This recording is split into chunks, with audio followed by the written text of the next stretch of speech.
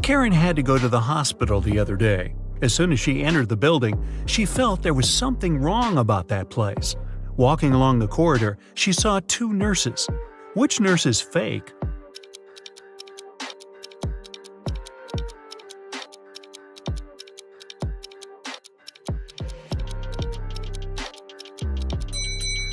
The one on the right.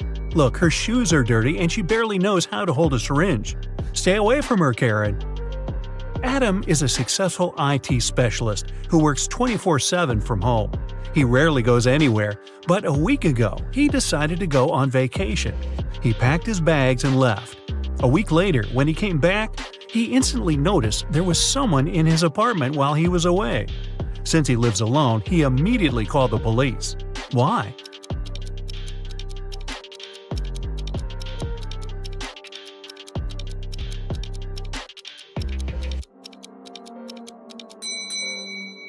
Before he left, there was a bin full of papers and candy wrappers. When he came back, the bin was empty. Adele just loves traveling and does it any time she can.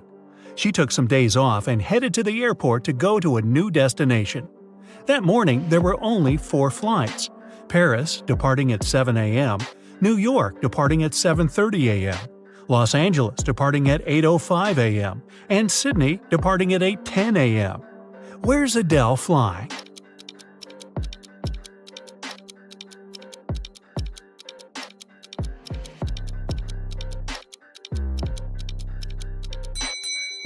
To Sydney. Look at her suitcase. It has several stickers on it. A sticker with the Statue of Liberty means she's already been to New York. The one with the Eiffel Tower means she's traveled to Paris. And look at the I Love LA sticker. Hey, have a good time in Australia, Adele. Ryan owns a multi-billion-dollar corporation. It's been several months since he started searching for a new head of one of the departments, but he still hasn't found one. Looking through the new CVs his secretary left on his desk, he realized one candidate lied about their experience. Who was it?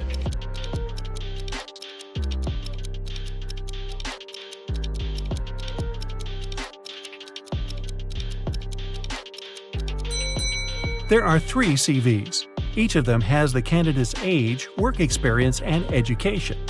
But how can someone born in 2000 have a PhD in economics? When Jessica came home from work, she noticed that someone stole an expensive painting from her bedroom, hanging right above the bed. She immediately called the police and explained what happened. She said she didn't touch anything in that room, and when she noticed the painting had been gone, she called them to investigate. The police arrested her on the spot. Why did they arrest her?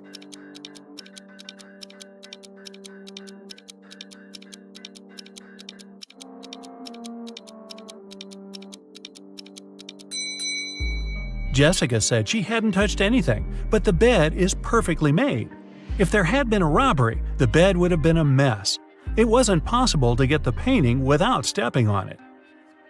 A wicked troll caught Marge and locked her up in one of the rooms in his castle. He said it was impossible to get out of that room even though there were 3 exit doors. All of them were equipped with motion sensors. If Marge opens the first door, it'll start a mechanism that fills the room with toxic gas. If Marge opens the second door, it'll start another mechanism. A motion sensor will see the movement and a super heavy weight will fall down immediately.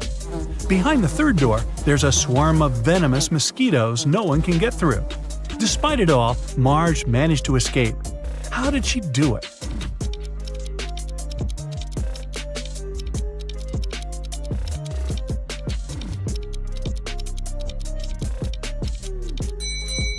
She tricked the motion sensor behind the second door into thinking it was her moving there. But in fact, she just threw her shoe in that room first, the heavy weight fell down, and Marge ran away without a shoe.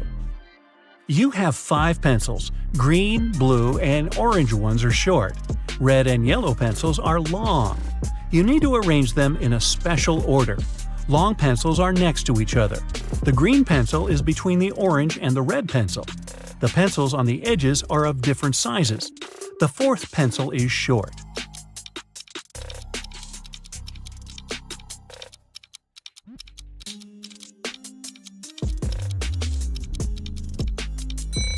The correct order is yellow, red, green, orange, blue. You work in a supermarket and need to arrange 3 boxes from lightest to heaviest. You know that the yellow box is heavier than the black one. 2 black boxes weigh the same as the yellow and pink boxes combined.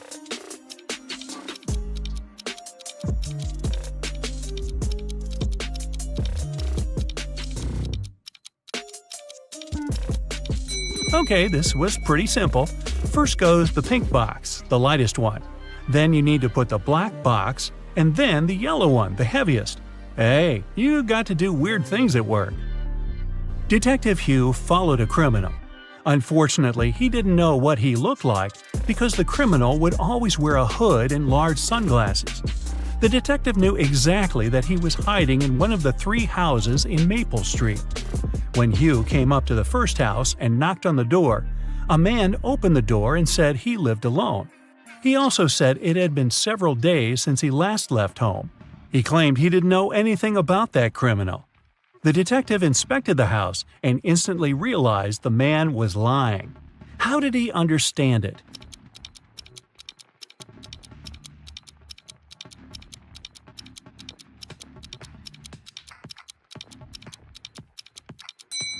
There's an umbrella hidden behind the sofa.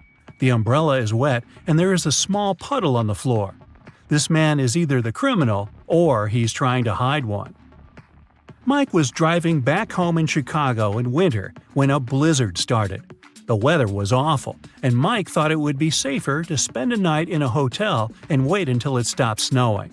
The hotel was a bit iffy, but since it was for one night only, Mike thought it was okay. The next morning when he checked out and came up to his car, he noticed something was wrong and called the police. What was the problem?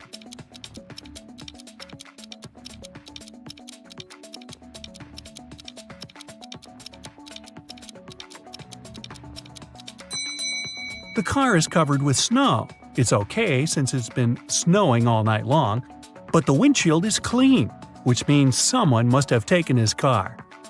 Simon grabbed a really nice muffin in the cafe and put it on his office desk. He wanted to save it for later and eat it at the coffee break. But when he came back from a meeting, he saw someone had eaten his muffin. There are only 3 people who could do that, and only one is telling the truth. Jack says it was Ashton. Ashton says he didn't eat anything. Tyler says he didn't eat anything either. Who ate the muffin?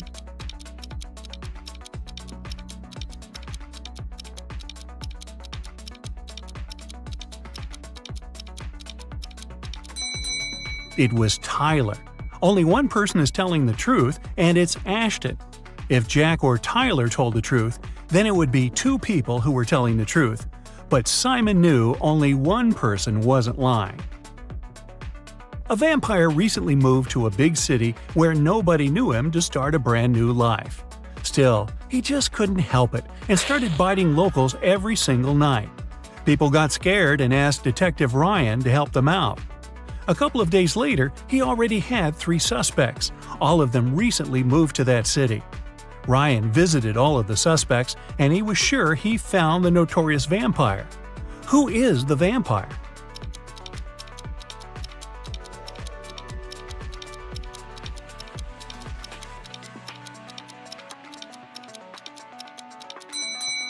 Well, the man on the left has loads of garlic in the kitchen, and vampires can't stand it. The second suspect has lots of silver cutlery in the kitchen, and he doesn't mind eating with a silver fork. No vampire can do that. The guy in a hoodie is the vampire. Hey, looks like someone has to move again. A man went to a houseware store to grab something for his new apartment. If he grabs one good, it costs $1. If it's 13, it costs him $2. If it's 138, he'll pay $3. What did he buy?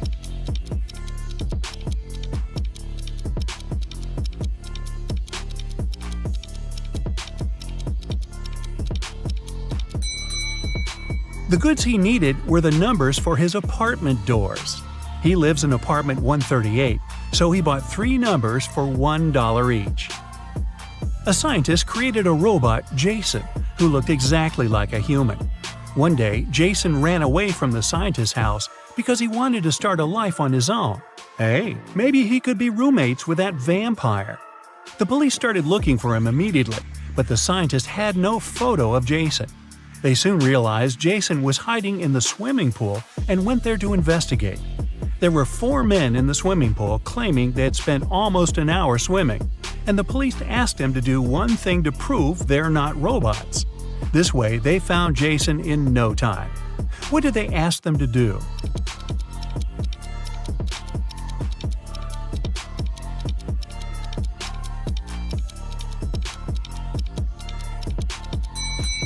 They asked them to show their hands. Those who had wrinkly fingers after swimming were real people. The one with smooth hands is a robot. Emily told her boss someone had stolen the report she prepared for the meeting. She also added that she had noticed someone come in wearing a hoodie to hide their face, a black tracksuit, and gloves. This person also had a ring with a large gem. The boss didn't believe her. Why?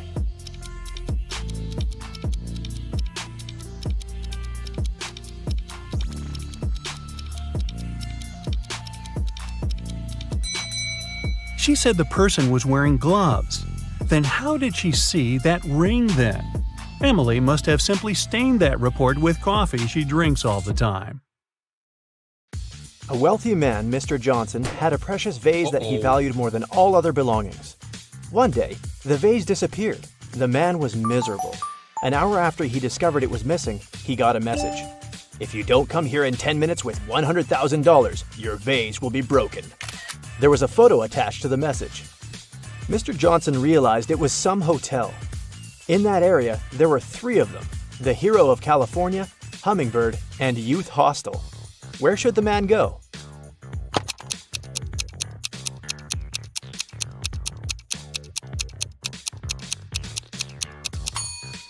Mr. Johnson should hurry to Hummingbird. It's the only hotel that has the 7th floor. Amanda was in the middle of a burning room. The only window was small and too high for the woman to reach. There was also nothing to climb or stand on. There was no rope, neither was there a door. And still, in a matter of seconds, Amanda was outside. How is it possible?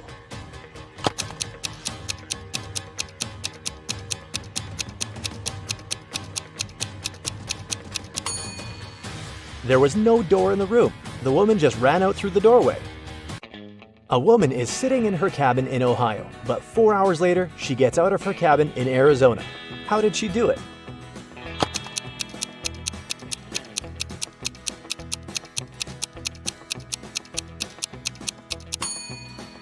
The woman is a pilot, and the cabin is actually the cockpit of the plane she flies. One night, Kevin broke into a rich house. He knew its owner had just bought a unique diamond. The thief managed to get through one of the trickiest security systems he'd ever seen. And here it was, the diamond. After grabbing the gem, Kevin got out of the house, but when he was already outside the gate, 2 security guards caught him. The guy tried to persuade the men he was only a passerby, but they didn't believe him. They searched Kevin, but found nothing. The guards were puzzled and decided the thief had swallowed the diamond. But X-ray also didn't show anything strange. The security guards had to let Kevin go. The guy got home, and in a few minutes, he had the diamond in his hands. How did he smuggle it?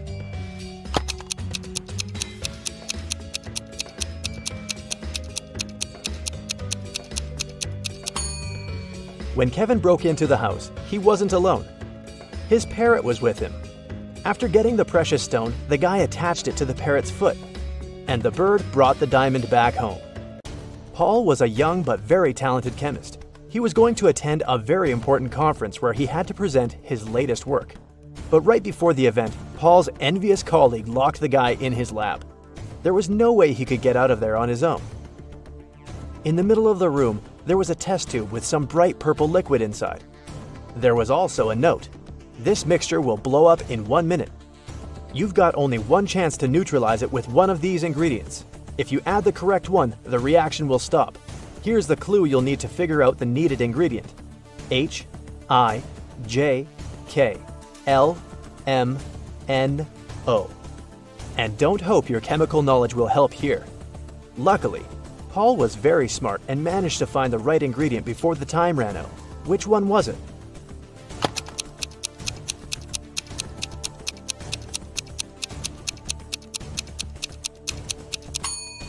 It's a row of letters from H to O. It means the needed ingredient is H2O, which is water. Two identical vans were crossing the bridge when it collapsed. The car fell into the water and started to sink. Luckily, the drivers were unharmed. But they had to find the way to the surface really fast because the vans started to fill with water.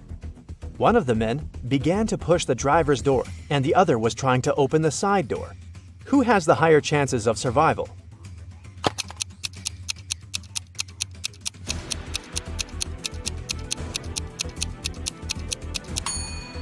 The first driver won't be able to open the door because of the water pressure.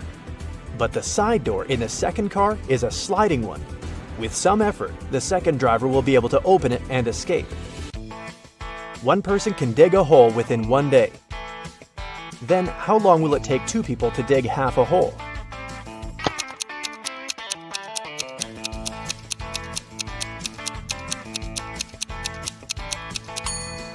There's no such thing as half a hole. Look at these pictures and try to figure out which mirror is magical.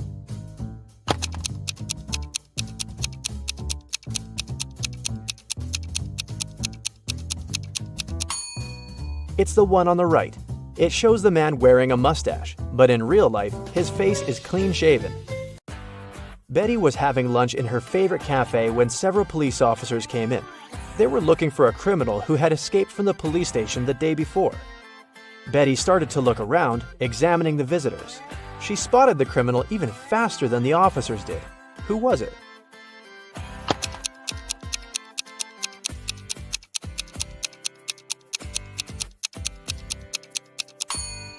Look at the barman. He's wearing handcuffs.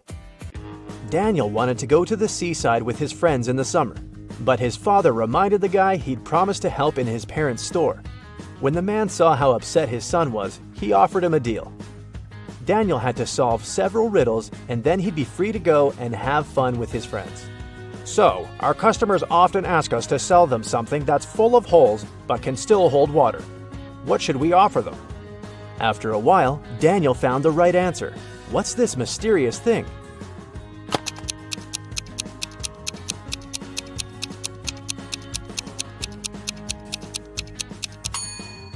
It's a sponge. Daniel's father continued, I'm thinking of introducing a new method of pricing the things we sell.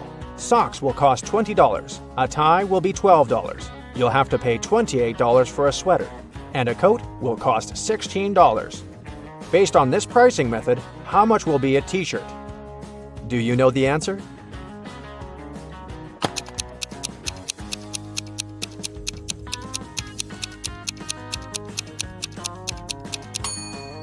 Daniel was confused at first, but then he realized the correct answer was $24. His father was going to charge $4 for each letter needed to spell the item of clothing. You're doing really well, Daniel's father told the guy. That's why I'll give you just one more riddle. If you crack it, you can have some rest in the summer. 81 times 9 equals 801. This equation isn't correct. What can you do to make it true? This riddle took Daniel quite a while. And how fast can you solve it?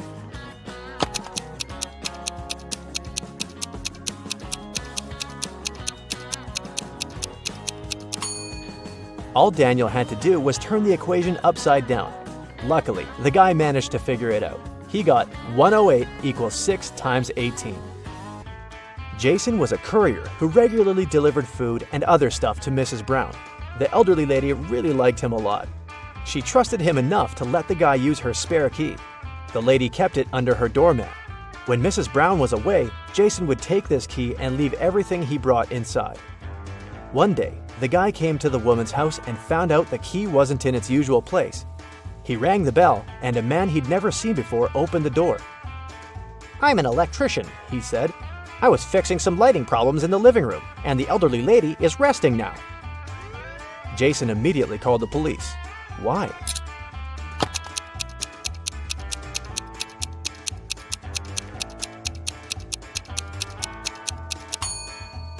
The criminal entered the house with the help of the spare key. Paul came back from his lunch break and saw that someone had spilled coffee all over his documents. He cried out, and this attracted his boss's attention. The man decided to figure out who had spoiled Paul's work. He asked his subordinates what they had been doing during their lunch break. Nancy and Liza said they had been together. They went to a cafe to get some coffee. Brian explained that he'd felt unwell. That's why he decided to take a walk in the park. And Sandra said that she'd been talking to her boyfriend on the phone. The boss immediately realized who was lying. Can you figure it out?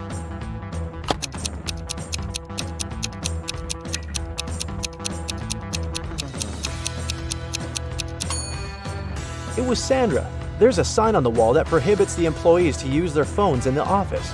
It means the girl couldn't be speaking with her boyfriend. A wealthy businessman disappeared right from his home one afternoon. His wife called the police. The detective arrived and questioned everyone who was in the house at that time. The cook said that she'd been preparing dinner and hadn't left the kitchen. The maid claimed she had been cleaning the dining room after the businessman and his wife had had lunch. And the wife said that after lunch, she'd been sunbathing and swimming in the pool. The detective immediately realized who was behind the man's disappearance. Do you know the answer?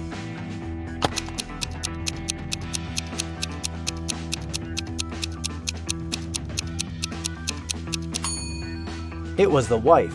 Look outside. It's late fall and there's no water in the swimming pool. Jeffrey was on a plane, ready to have his first parachute jump, when he started to panic. Without putting on his parachute, the guy jumped out of the plane, and still, he remained absolutely unharmed. How is it possible?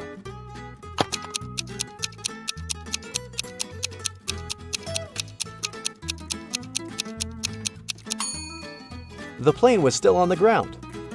There's a large apple tree growing on a cliff. If a powerful wind is blowing towards the land, where will the apples fall?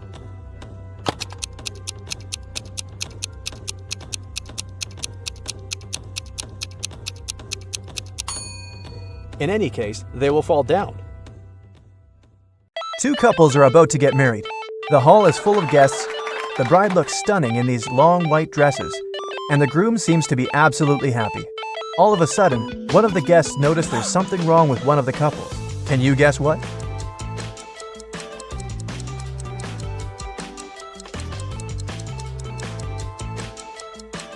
Mary and Alex have no reflections at all. Look at this decorated mirror behind them. They must be vampires. I wonder how Mary did her makeup. Samantha and Julie wanted to have a peaceful Sunday afternoon. They decided to have a hot air balloon ride and headed to the park. The instructor offered them to choose which one they wanted to ride, a blue one, a green one, or a yellow one. Samantha loves the blue one. No surprise, look at her clothes. And Julie wants to go for the green one. Which girl isn't very attentive?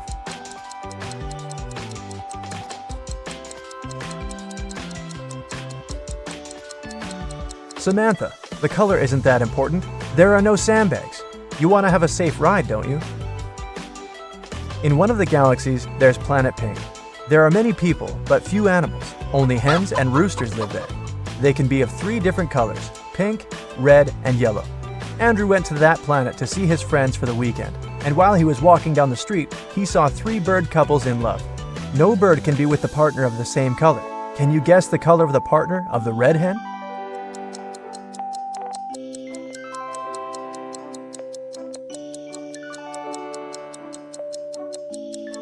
It's the yellow rooster. The red hen can't go out with the red one, and the pink rooster, as you see, is madly in love with the yellow hen. Emily's aunt has bought a bottle of perfume for her niece's birthday. Sadly, she couldn't keep it because Helga, her sister, is terribly allergic to perfumes. Emily brought it back to her aunt, who bought it for $65. The old lady sold it to someone for $80. Then, suddenly, she remembered she had another niece, so she got it back for $70. Sally, the forgotten niece, turned out to be allergic too, so the auntie had to sell it again for $60. Did she make any profit?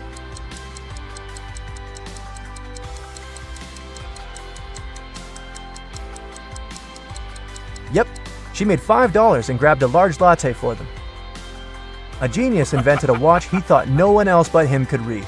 A minute on his watch lasts an hour, and an hour lasts a minute. The watch shows the right time twice a day. Can you read it?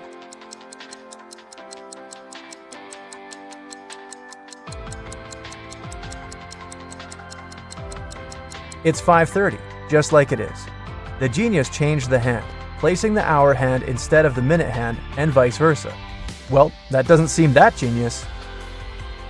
Somebody was stealing important documents from the office. The guards didn't see anyone, neither did the secretary.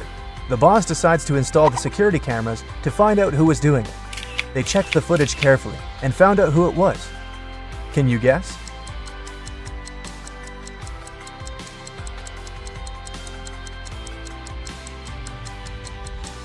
It's the man in the white shirt. When he went out of the office, he had 2 folders in his hand. At the beginning of the day, he had only one. Jamie wanted to know if his wife cheated on him. He wasn't sure if she actually went on that business trip in Australia. He asked her to send a selfie, which she did. When he saw the photo, he knew exactly that his wife was lying to him. How did he guess?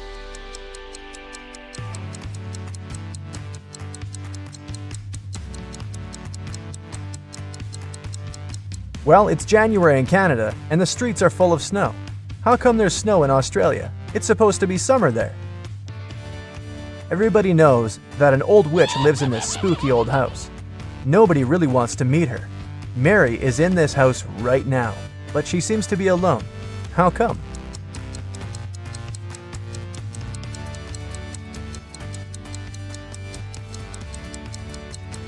Who said witches can't have the name Mary? Back in the day, she was young and beautiful too. Jack has a small shop that sells socks. One day, he decided to attract more people and launched an advertisement. Socks for free. Many people came there, but all the customers had to pay, even though the socks were free. Why?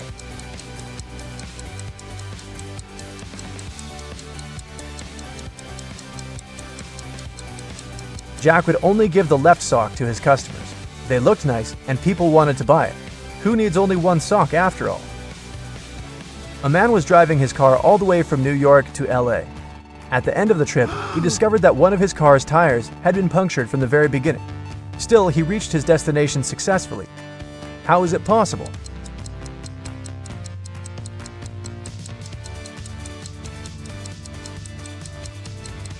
The punctured tire was a spare one.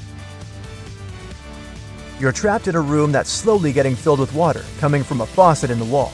There's no windows in the room and the door is sealed shut. You have a mop and a big bucket. So how are you going to get yourself out of this one?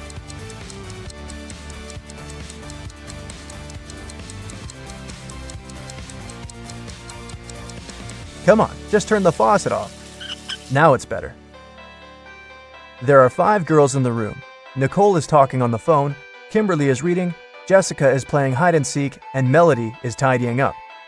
What's Sarah doing?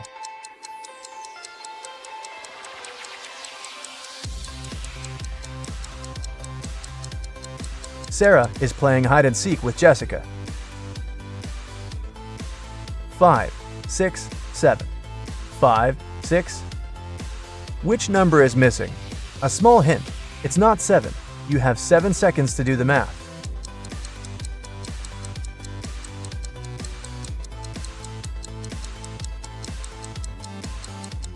Number 8 is missing. The subsequent number of 567 is 568. Sally works as a barista. This morning, she dropped a cup full of coffee. Luckily, her white shirt wasn't stained, but it took a while to clean up the mess. How come?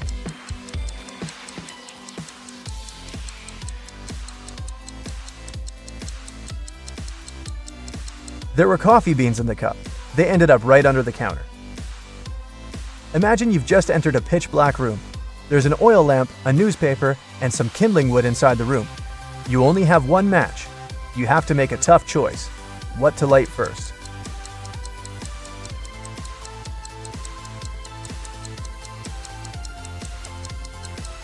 The oil lamp is definitely a good choice, but it's still incorrect. First of all, you'll need to light the match. After the bank had been robbed, the police found the money in the park among cacti. After the police officers arrested all the suspects, they almost immediately figured out who the bank robber was. Can you do the same?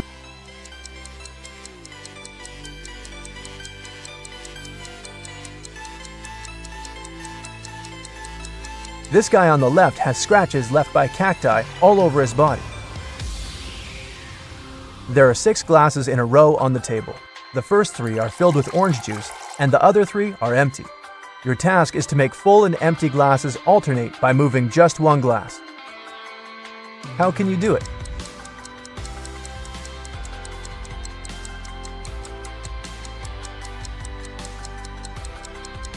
Take the second glass and pour the juice in the fifth glass. Dennis was at home watching TV. All of a sudden, his wife's super expensive vase fell and broke in their bedroom. He ran into the room in time to see a stranger jump out the window and run away. Dennis tried to chase him, but his glasses fogged up because of the cold. That's why he couldn't identify who it was. When the police arrived, they listened to his story and immediately knew he was lying. The man made the story up to not tell his wife he'd broken the vase. How did they know this?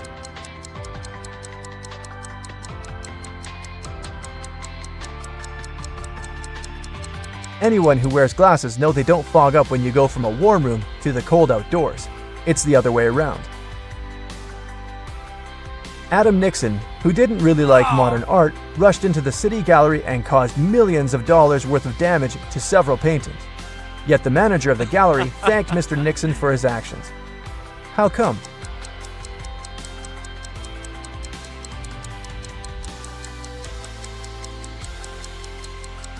Adam was a firefighter.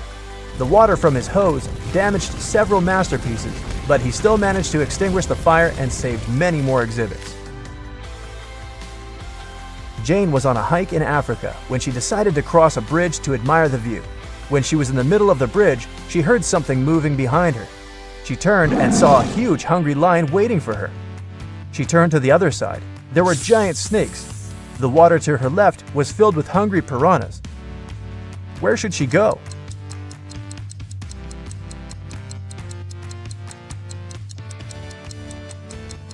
She should jump into the lake.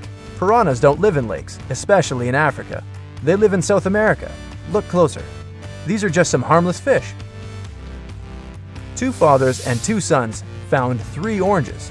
When they shared them, everyone got a whole orange. How come?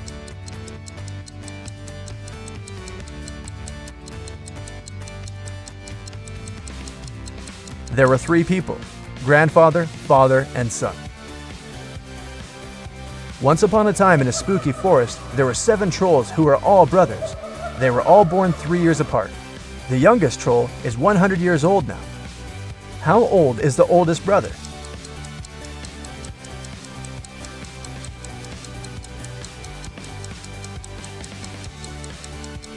He's 118.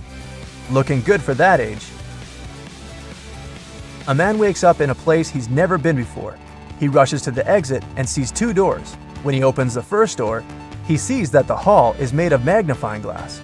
The scorching hot sun fries anyone who enters in no time. Behind the second door, a huge dragon breathing with fire is sleeping. But anyone who enters this hall risks waking it up immediately. How did he escape safely?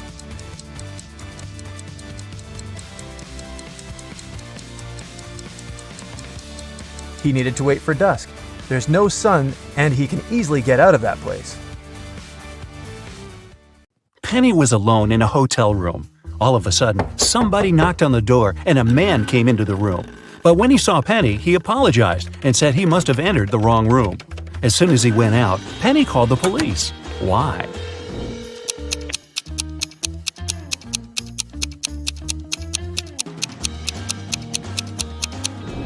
Penny thought something was wrong because the man knocked on the door before entering. If he really believed it was his room, he wouldn't have knocked. He must have done it to check if there was someone in the room. 4 people are sitting at a table next to you in a cafe. There's a man, Jason, and 3 women, Rosie, Sarah, and Claire. Can you guess which woman is his wife?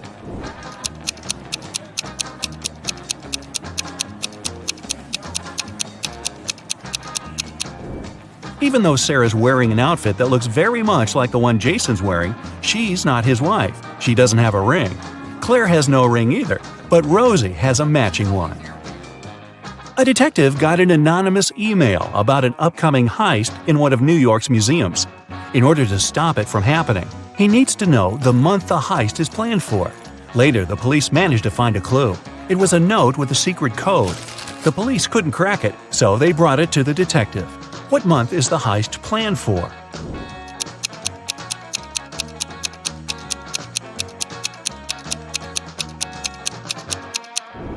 The detective cracked the code almost immediately.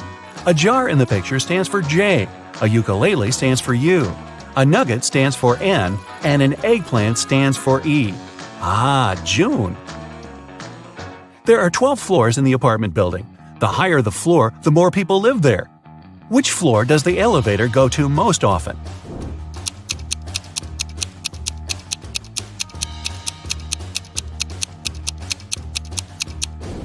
It's the first floor. The residents of all floors go down to the first floor. The other day, Annabelle was rummaging around her auntie's attic when she accidentally stumbled upon 5 short chains, each made of 4 silver links. She thought it could be great if she combined them all into one big chain of 20 links. When she went back to town, she brought those tiny chains to a jeweler. He told her it would cost $5 for each silver link that he would have to break and then reseal. How much will the chain cost?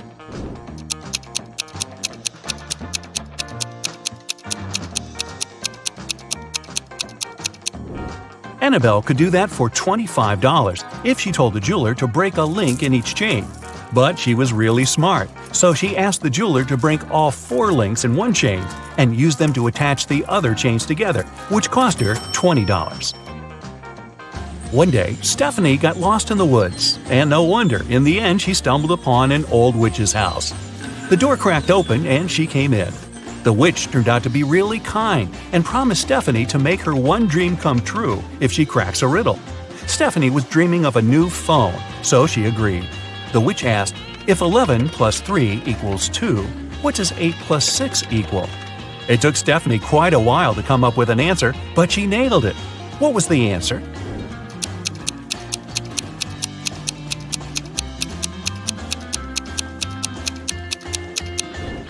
$11 plus 3 equals 2 o'clock. 8 plus 6 equals 2 too. Hop on the bright side of life together with our brand new tees, hoodies, and more. Click the link to pick your choice. You're getting hungry and want to boil a 2-minute egg. If you only have a 3-minute hourglass timer, a 4-minute hourglass timer, and a 5-minute hourglass timer, how can you boil the egg for only 2 minutes?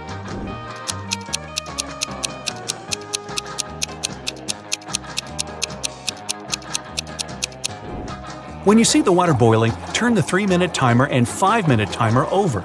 When the 3-minute timer runs out, you need to put the egg in the boiling water. You'll have 2 minutes on the 5-minute hourglass timer, and when it finishes, take the egg out of the water and enjoy your meal. Mr. Wright had a small store in Chicago called 5 Flags, but there were 6 flags hanging outside. He could easily correct that mistake, but he didn't. Can you figure out the reason?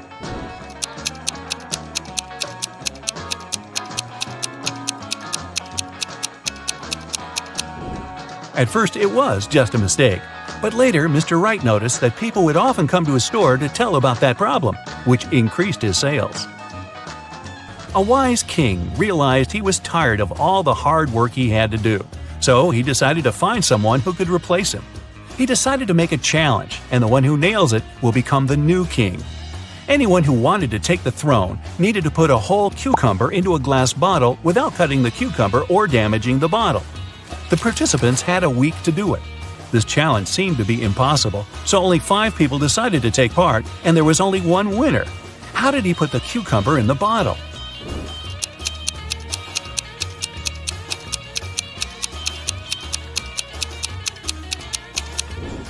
He placed a baby cucumber still on its stem into the bottle. Cucumbers grow rather fast, so he had enough time to win that competition. If it's raining at midnight, can you expect that in 72 hours it'll be sunny?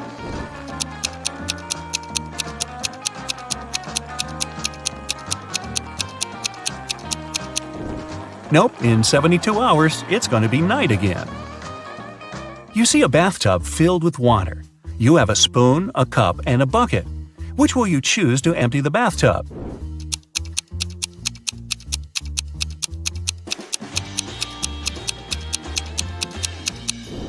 Obviously, choose to pull out the plug.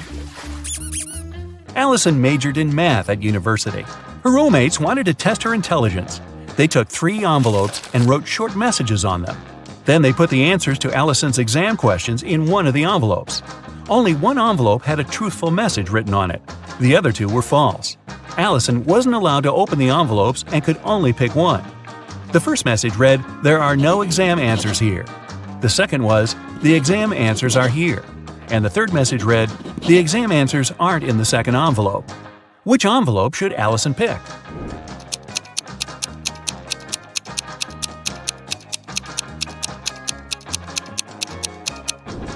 The third one. It tells the truth, which means the exam answers are in the first envelope. Joanna and Josh were on their honeymoon in France.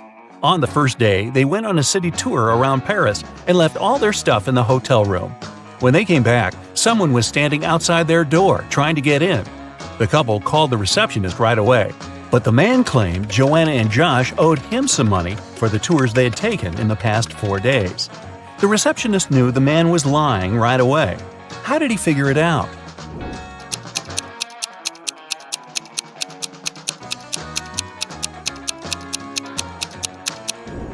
It was the couple's first day in the hotel. Russell and Anna were on vacation.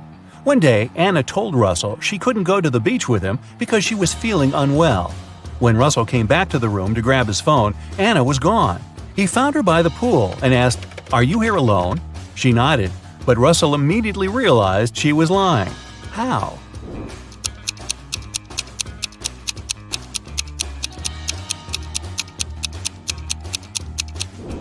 There were 2 soda pops on her table and 2 fruit platters. Apparently, this was also going to be Russell and Anna's last vacation together. Gregory was on a mission to take some nature photos for his blog. As he was walking through the forest, he fell into a deep pit. He tried to climb out of it, but in vain. When he held onto one rock, it gave away, and water started to pour inside. The pit was filling fast. Gregory saw a deflated ball, an empty barrel, and a piece of wooden board. What should he use to get out of the pit?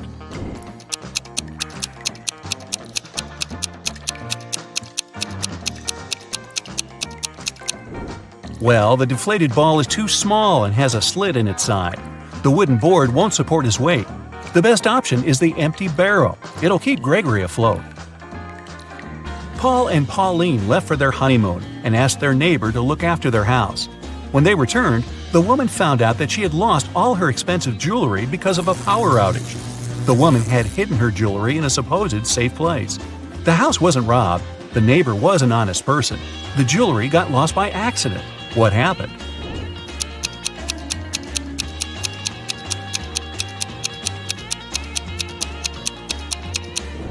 The wife had hid her jewelry in the freezer in a bag with frozen food. After the power failure, all the food spoiled.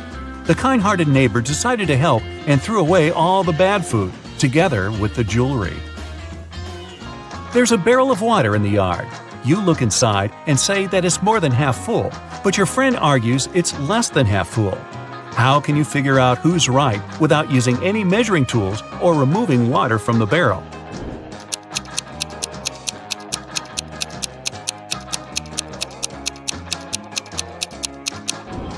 Tilt the barrel so that the water touches its rim. If you can see the bottom, the barrel's less than half full. If the bottom is still covered with water, it's more. Mark, Jim, and Bob work as managers in the same office. One day, one of them is fired, and one gets a promotion. The remaining manager wants to resign at first, but then changes his mind. You know that the one who's fired is older than the rest and single. Jim's younger than the manager, who has decided to stay at work, and he doesn't know Bob's wife. Who's fired?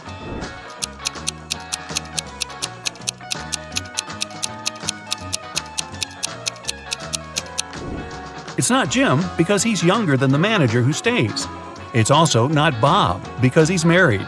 It means that Mark has been fired, Jim has got a promotion, and Bob has decided to stay in his position. Driving through the country to visit their family. One day, late at night, they were on a lonely country road. That's when a powerful storm broke, and their car tire burst.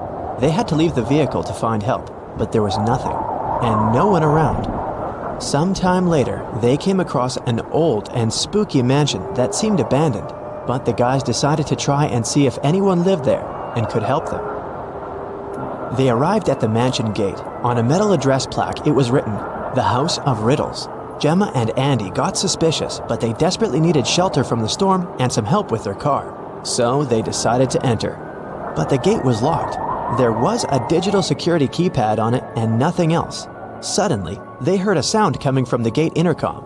A voice said, "The answer to this riddle of mine is the password you need to unlock the gate. I sleep by day and fly at night, but I have no feathers to aid my flight.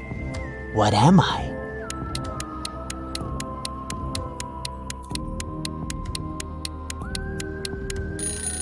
"That's a bat." When the guys arrived at the door, they saw there was something engraved on it. "Stop right there, wanderer. Don't knock on the door just yet. For if you knock more or fewer times than you should, that you're gonna regret. Here's your second riddle. I am an odd number, but I become even if you take away a letter. What am I?" Gemma and Andy realized that the number equaled the number of times they had to knock on the door for it to open. Can you help them figure out the correct number?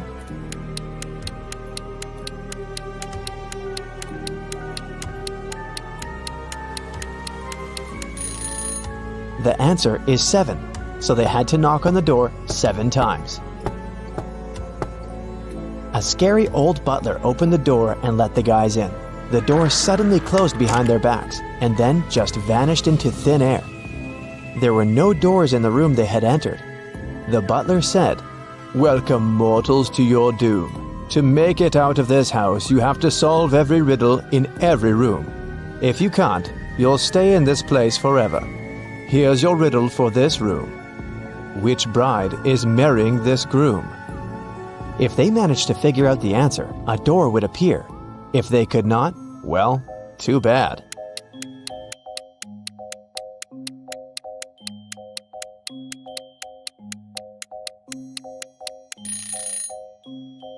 Do you see the shadows behind them? The third bride's shadow is holding hands with the groom's shadow. They're in love, so she must be his chosen one. After they had answered the riddle correctly, a door appeared in front of them. They got into the next room, which was a library. 3 books fell from a bookcase in front of their feet. Then they heard the butler's voice echoing, "You have to open one of these books, but choose wisely, because whatever creature the book mentions, it will appear here." If Gemma and Andy opened the first book, a venomous basilisk would come out. If they opened the second book, a giant piranha monster with razor-sharp teeth would appear in the library. If they opened the third book, a fire-breathing dragon would charge at them. Which book should they choose?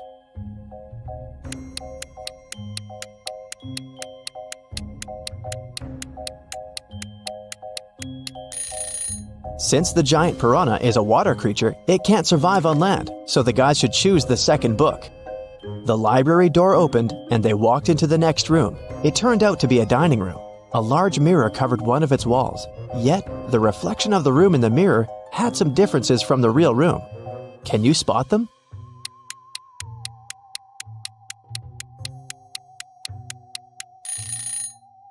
The reflection of the deer statue in the mirror has more antlers. In the reflection, you can see someone hiding behind the curtains.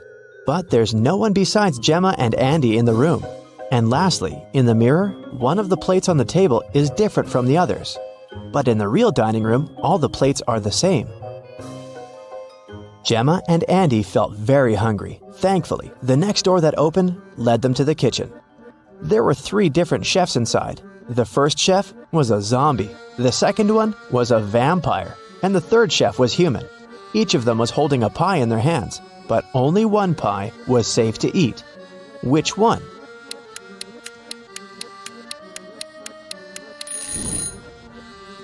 Do you see the bugs coming out of the zombie chef's pie? Yikes! The pie that the human chef is holding is glowing in a weird way. Looks dangerous to me. So, they should choose the vampire chef's pie. Because that's not blood, that's cherry sauce on top. If it was blood, the vampire would have already eaten that. After they answered the riddle, 2 doors appeared in front of them. One of them had Gemma's name on it, and the other had Andy's. The butler sneaked behind the guys and pushed Gemma through the Gemma door, and Andy through the Andy door. Gemma fell down a pit and found herself in a mysterious garden. She accidentally woke a garden gnome who had been sleeping. He got very angry with her, and still, he agreed to let Gemma go if she answered his question correctly. He showed Gemma 3 tiny mushroom houses and asked which one was his home. Can you figure it out?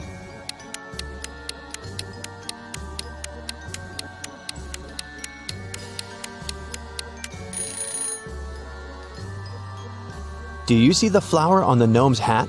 The door handle of the second mushroom house handle is the same flower, so that must be his home. Andy, on the other hand, fell into a magical dungeon. The dungeon guard was an ogre, and he looked very pleased to finally have a prisoner. Yet he agreed to let Andy go if the guy chose the correct magical portal to escape. 2 magical portals appeared in front of him. Each of them led to a room. Andy had to stay inside the room of his choice for 5 minutes. The first room was full of poisonous gas that would knock him out in 4 minutes, and the second room was filled with water. If Andy opted for this room, he would have to be chained to the floor with the water rising really fast. In which room can the guy survive? Andy should choose the first room. He should take a breath and try not to breathe for a minute. After that, he'll have to wait for 4 minutes for the door to open, and then he can escape. Both Gemma and Andy were magically transported to the hallway after having answered their riddles correctly. They were happy to be together again. At the end of the hallway, there was a door, and in front of the door, a witch stood. She placed 3 long magic wands on the table in front of her and said, You do not need to do anything to one of these wands. One you must break in half, and one needs to be even shorter than that half. The witch added that they could only answer once, and if their answer was wrong, she wouldn't open the door. So, can you tell which wand should be the longest, which one they need to break into half, and which one needs to be the shortest?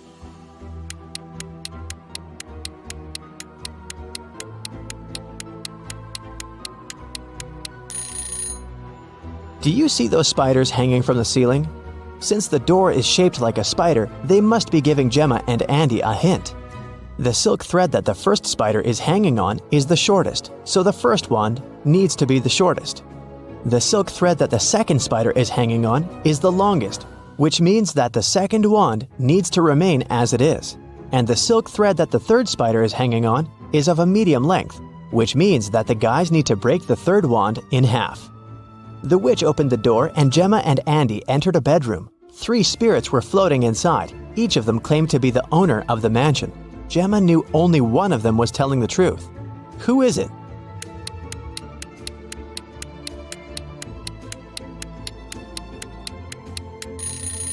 The spirit of the elderly lady is telling the truth. Why? Let's rewind a bit. Did you notice the portraits hanging on the walls in the hallway? There's a portrait of this very lady.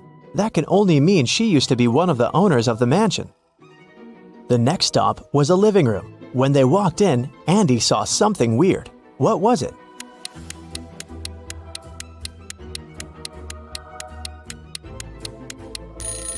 A face appears and disappears in the fireplace.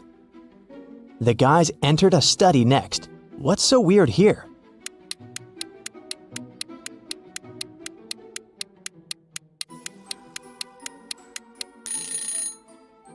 The fingers of this medieval knight's armor are tapping on the sword. The next room was a guest bedroom. What's weird here?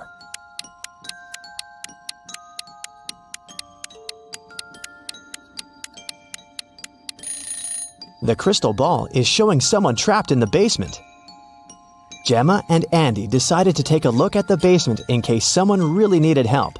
Yet they had to crack another riddle to enter. There was a password panel and they needed to type in 7 digits to unlock the door. They had no idea what the passcode could be. Luckily, there was a note on the wall, and this word was written on it. What does it even mean?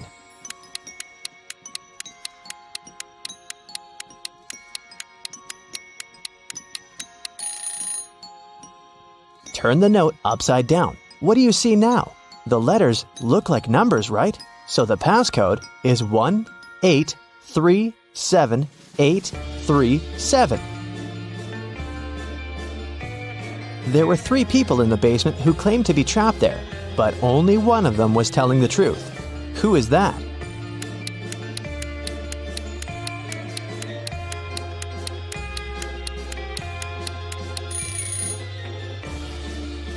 Do you see the stitches on the elbows of this lady? She's a creepy rag doll, so she's lying. And this man has claws instead of fingers. He must be a shapeshifter or something. Then it must be this guy who's telling the truth. So Gemma and Andy took him with them. After the guys answered every riddle in every room correctly, the butler appeared again. Thank you, travelers. Now you're free to go. But this, you must know. All of us in this house are cursed. Answer this one last riddle for the curse to be reversed. Once we are finally free, we'll help you with your car too. You'll see.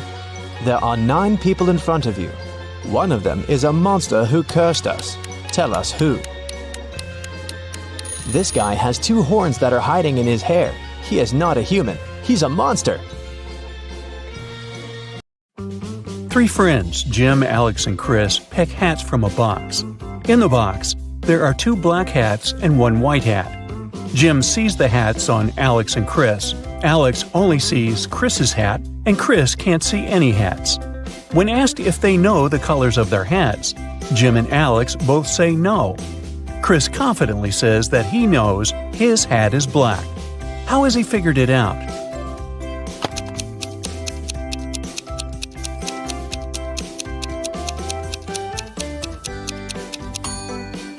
Here's how it works. Jim's no means there's at least 1 black hat between Alex and Chris. Alex says no too, indicating that he sees a black hat on Chris. If it was white, Alex would know he's wearing the black since there's only 1 white hat. So Chris is sure that his hat is black. No magic or tricks, just logic. Detective Sue finds herself entangled in a case involving the theft of precious diamonds from a vault fortified with high security measures. The list of suspects is diverse. There's a janitor, a security guard, even the CEO. Who is the thief?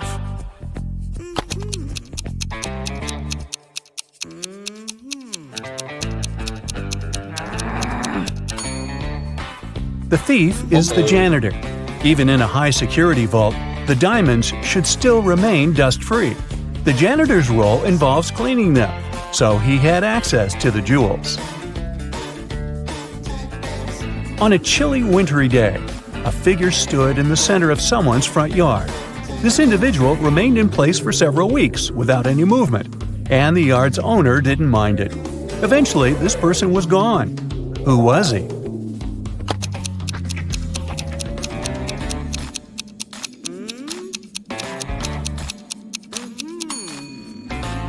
It was a snowman. Meet Vampire Vlad. He invites his close nocturnal friends for a one-of-a-kind dinner gathering. Interestingly, the dinner party takes place during the daytime.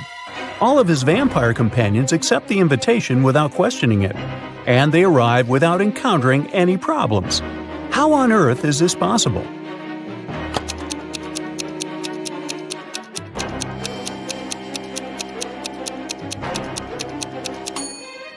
Well, it turns out Vlad is the master of planning.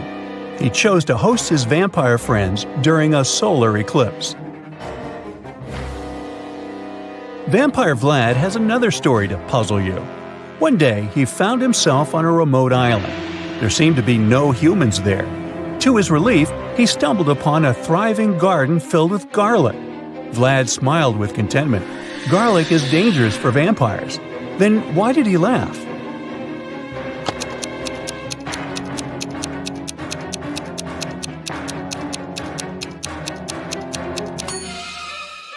That garlic garden implied the presence of a skilled gardener on the island. There was a human somewhere around. This discovery kindled Vlad's hope of a future food source. Here's the last one of the vampire-themed puzzles. In a quaint village, 3 individuals cast shadows, but one claims to be a vampire. The townsfolk wonder which of these 3 is the true vampire. Well, who is the vampire?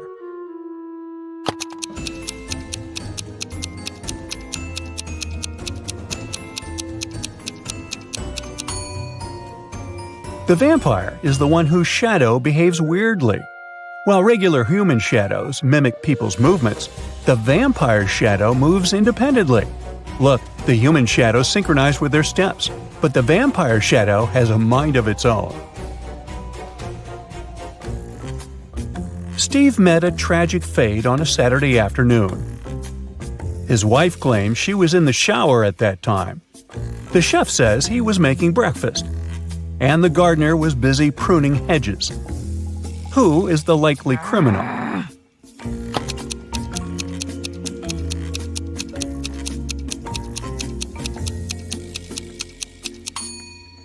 It's the chef. Uh-oh. The whole thing happened in the afternoon, but the chef said that he had been making breakfast.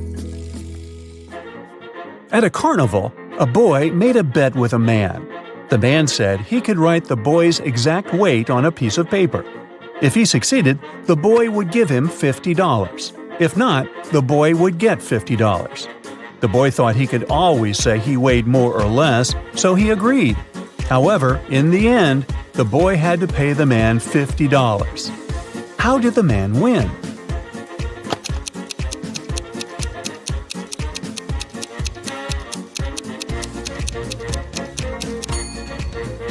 The man wrote your exact weight on the paper, and that was exactly what he said he would do.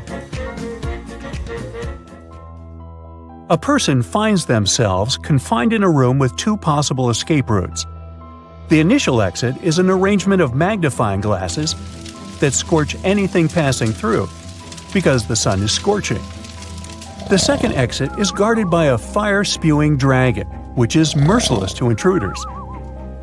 How can the captive make their escape?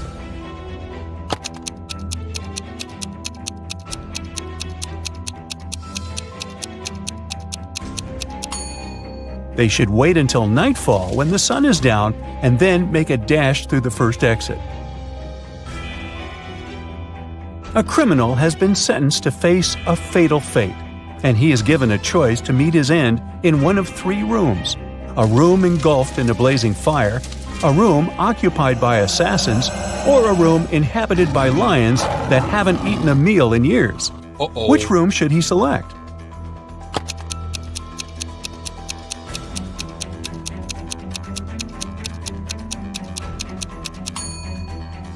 He should opt for the room with the lions. If they haven't eaten in years, they aren't alive anymore. Once, a magician bragged about being able to hold his breath underwater for 6 minutes. A kid overheard this and exclaimed, "And I can do 10 minutes with no gear." The magician bet $10,000. Oddly, the kid won. Do you know how?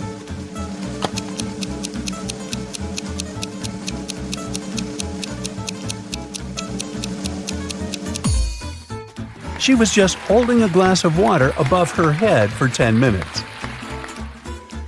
A monkey, a squirrel, and a bird are having a race to the tip of a ginormous coconut tree, all of them eyeing a delicious banana at the top. Who's going to be the lucky winner here? The monkey, the squirrel, or the bird?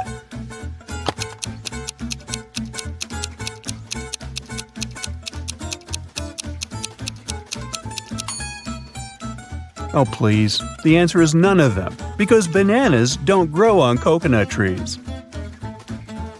There are 5 apples in a basket and 5 people in the room. Each person takes 1 apple. Yet in the end, 1 apple is left in the basket. How come?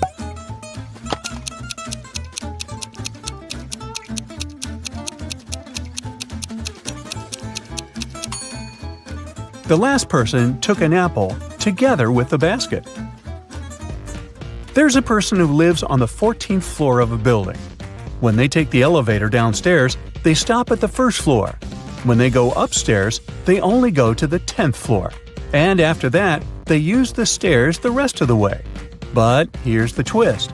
When they're in the elevator with someone else, or when it's raining, they go straight to the 14th floor. So what's the deal with this weird behavior?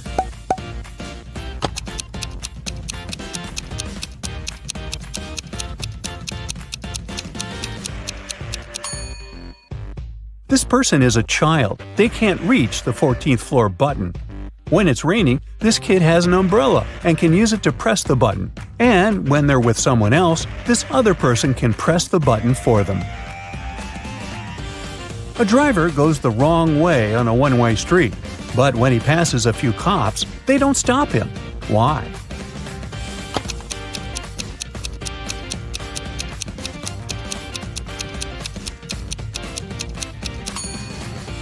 Because he's walking, not driving. Two fathers and two sons go to the mall and then return home in a car. However, when they get out of the car at home, only 3 people exit. How is it possible? Did they forget someone at the mall?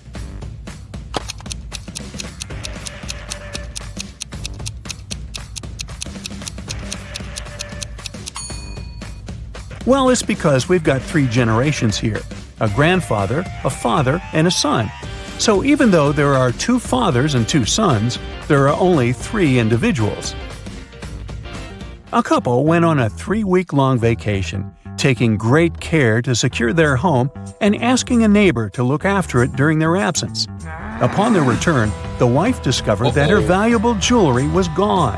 How did it happen?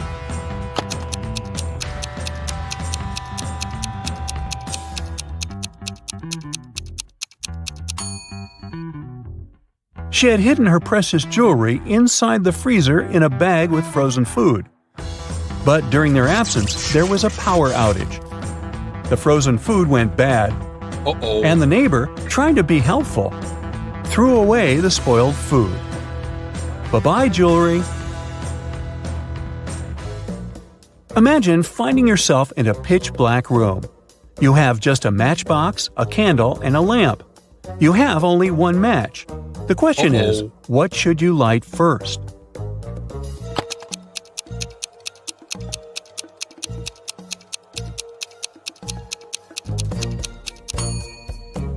Easy peasy. You light the match first.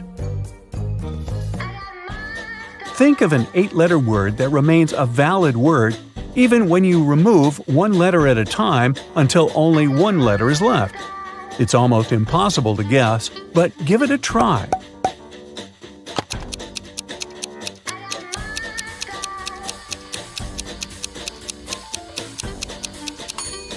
The word is starting. You can take away letters one by one like this: starting, staring, string, sting, sing, sin, in, and finally I. Did you find those tough? Let me know in the comments.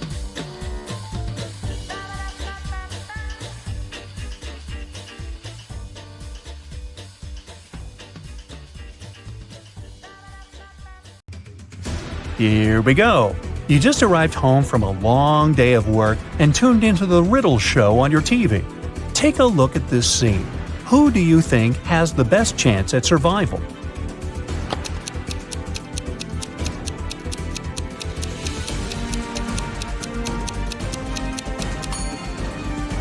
The 2 guys look pretty stuck in there, but the woman on the right might have a chance. The rope looks a bit loose around her body. She could try to shake it off and then use her free hands to untie her ankles. Which one of these definitely isn't human?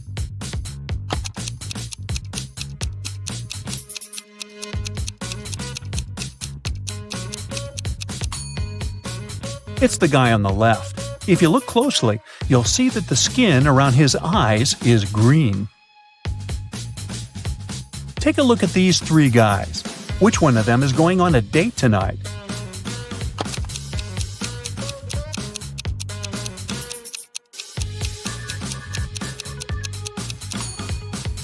It must be the guy in the middle. He's holding a chocolate box in the shape of a heart. It's wrapped with a bow and everything. Alice, Beth, Cece, and Diana are standing in line to get a new video game. Alice is standing between Beth and Cece.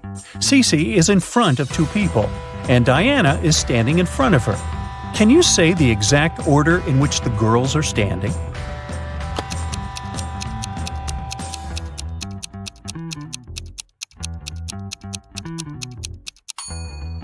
Let's see, there are 4 of them. If Cece is standing in front of 2 people, and Diana is in front of her, then Diana is the first in line. Cece is the second one. Then Alice is standing between Beth and Cece. So the third person is Alice, and the last one is Beth. There are 10 students in the class. 6 of them learn French. Oui, oui. 7 of the students in the class learn Spanish. Olé! If every student learns at least one foreign language, how many students learn both French and Spanish?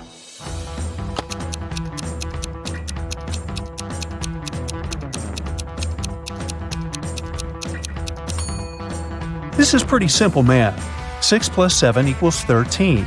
If there are only 10 students in the class, that means that 3 students are learning both French and Spanish. A police officer was following a robber around the city. Suddenly, the criminal rushed toward a hospital and disappeared. When the police officer entered the building, he saw 3 people. One of them must be the robber, who had dressed up pretending to be a doctor. Can you tell who the criminal is?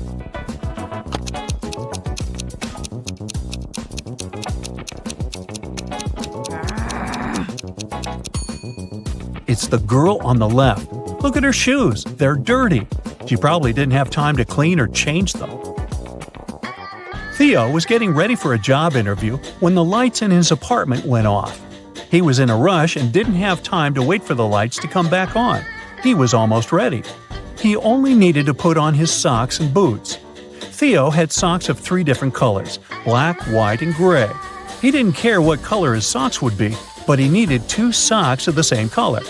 How many socks should Theo take to make sure there would be at least one matching pair?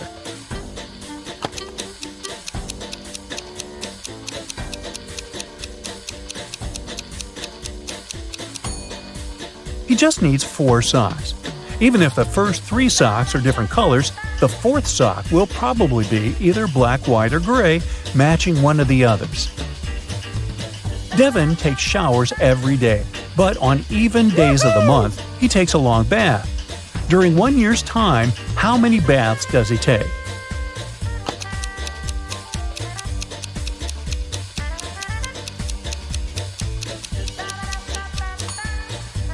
Well, let's see.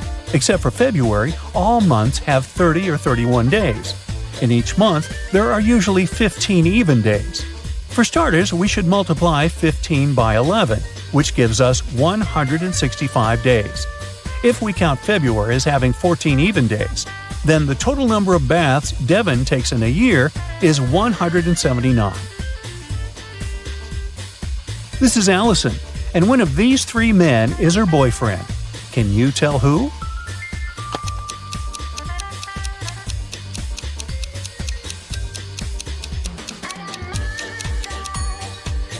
It's the guy on the left. Look, they have matching tattoos. Bella landed in New York with a very ambitious career goal. But first thing she needed to do after arriving in the city was to find her apartment. There were many options to get from the airport to her apartment, but Bella decided to save money and go by bus. She had to purchase a ticket for $10, but a handsome guy popped out of nowhere and offered her a better deal. He said his plans had changed and he didn't need his bus ticket anymore. He offered to sell it to her for $6. Bella agreed and gave him the money, but it turned out to be a big mistake. Why?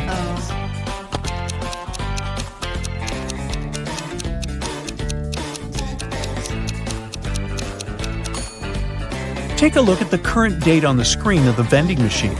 And now check the date on the ticket. The ticket the man sold Bella expired over a month ago. Finally, Bella managed to arrive in Manhattan and find her apartment. She was sharing a house with 3 other women. Bella introduced herself to them and went to settle in her room. She left her belongings on her bed and went to take a shower.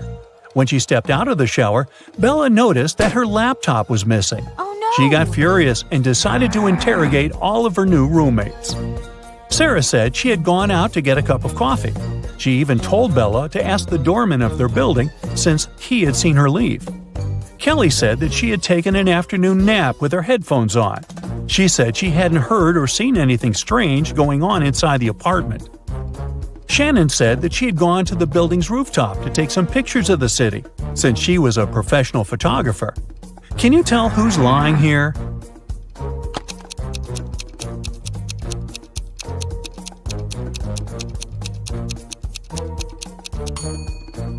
It's Shannon. Uh-oh. If you notice the sign on the lobby, the building strictly prohibits people from accessing the rooftop.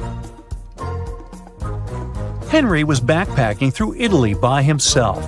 One evening, around 8 p.m., he got very hungry and decided to look for a cozy restaurant to have some dinner. He walked into a traditional restaurant, only to find a customer and a waiter arguing over something. The customer was saying that he had ordered tomato soup, while the waiter was saying that he had only ordered a hot chocolate. Henry saw something that immediately showed him who was lying. Can you find out too?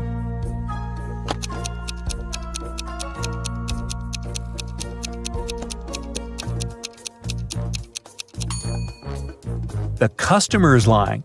Behind him, there's a huge sign that says the restaurant only serves soup from 1 to 4 p.m. Since it was 8 p.m. in the evening, the waiter would have never accepted the customer's order in the first place. These are Julia and Maria. They are both very attractive young women who have no trouble finding boyfriends. Today is Valentine's Day, and they're both going out with their loved ones. One of them is currently dating 3 people, though, so she's probably going to run from date to date. Just by looking at this image, can you tell which one it is?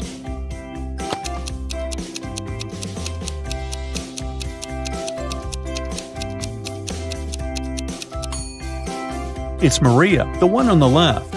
If you look at her workstation, she's got 3 presents lined up, one for each person she's currently seeing. Hey, who am I to judge?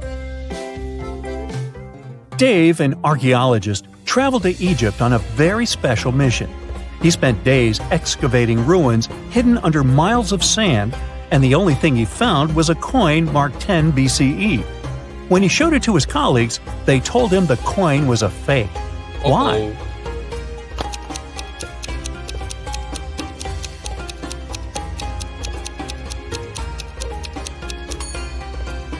Well, because the designation BCE didn't appear until the beginning of our era. Take a look at this image. Can you figure out which doctor is fake?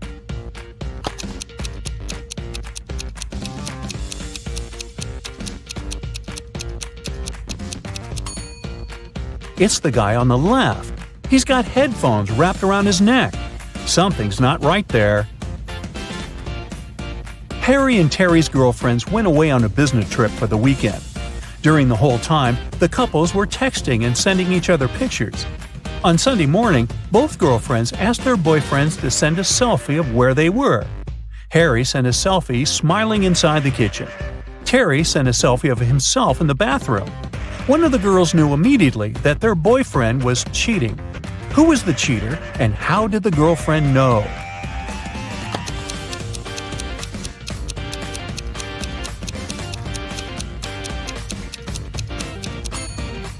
It was Harry. Look at the lipstick mark on the glass on the top of the kitchen counter. Uh-oh.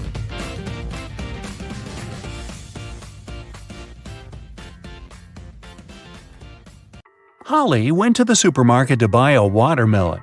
She found these 4 watermelons, but only one of them is edible. Can you guess which one?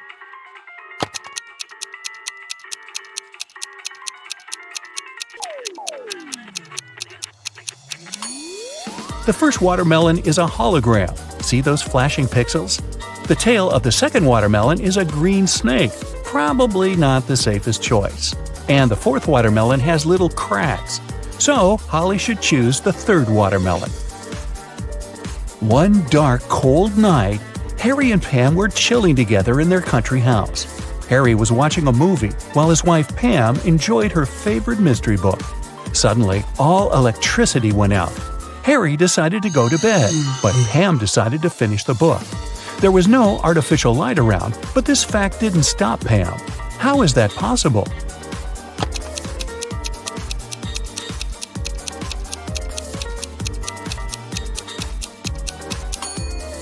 Pam was listening to an audiobook on her phone. It's big on Saturday and Sunday. It's small on Tuesday, Wednesday, and Thursday. It's absent on Monday and Friday. What are we talking about?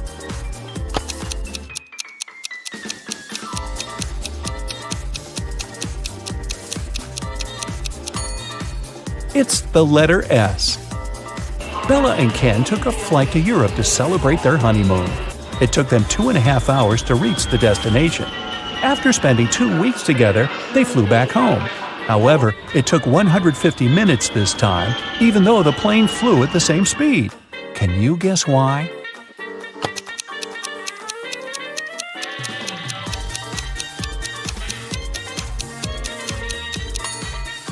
Turns out that 2.5 hours are exactly 150 minutes. Karen went camping in a jungle with her 3 best friends. They had a wonderful dinner and went to sleep. In the morning, Karen woke up first and found out that someone had eaten all the food from the bag. She questioned her friends. Josh said, "I was very tired and fell asleep as soon as my head touched the pillow. I don't know what happened." Leah said, "I left the tent in the middle of the night to go to the toilet. The food was in the bag near the tree where we left it."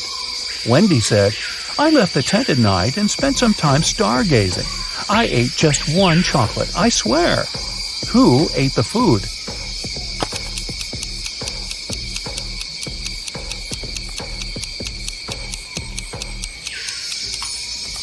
It was the monkey who was hiding in the tree.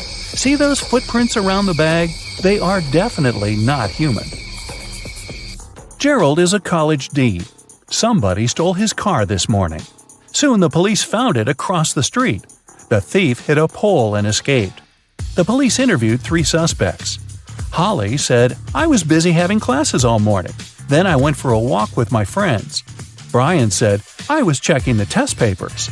Rob said, "I skipped classes and spent the day at my girlfriend's studio." Can you guess who stole the car?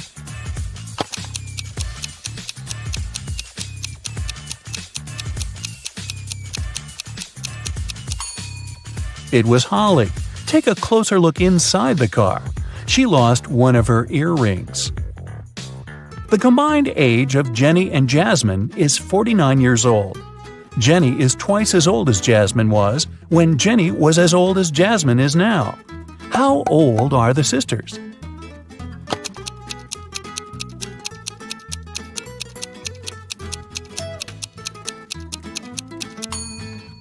Jenny is 28 and Jasmine is 21. Lisa likes grapes but not potatoes. She likes squash but not lettuce. Also, she likes peas but not onions. Following the same rule, will she like pumpkins or apples?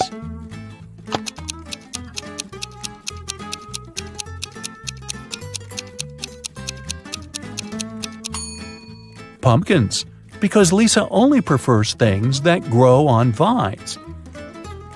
Which of the following words don't belong to this group and why?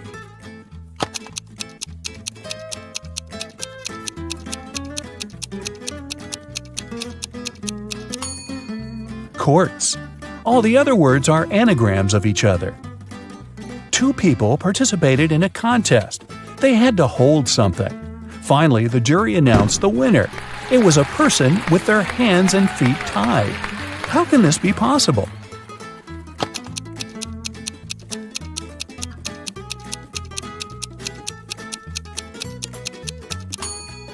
It's all simple. The contestants had to hold their breath, and the tied person managed to hold it the longest. Becky is thinking about a 7-letter word that we read very often. Letters 5, 6, and 7 grow every year. Letters 3 and 4 are the same. Letters 3, 2, and 5 cover over 70% of the world. What word is Becky thinking of?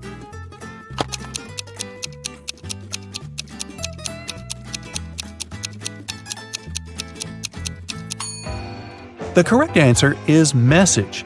Our age grows every year, and the sea covers over 70% of the planet. Amy is looking at Nick, and Nick is looking at Mia. Amy is married, and Mia is not. Is a married person looking at the unmarried person? Will you go with a yes or a no? Or is this information insufficient?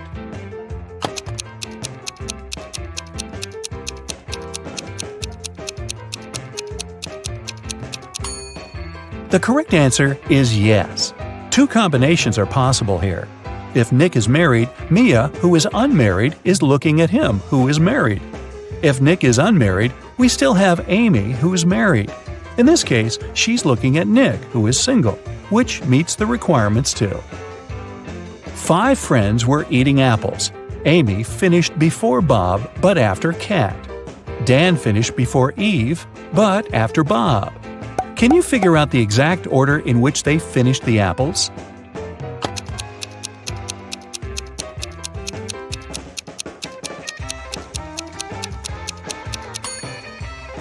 Kat, Amy, Bob, Dan, and Eve. Eric's job is to guard a supermarket parking lot. One day, he was walking around the area as usual and noticed that someone had parked the car in the middle of the driveway. He questioned 4 women. "Ladies, who is the owner of this car?" All 4 women replied, "It's not my car." Eric took a closer look at the vehicle and figured out its owner right away. Can you guess which of these women is the owner of the car?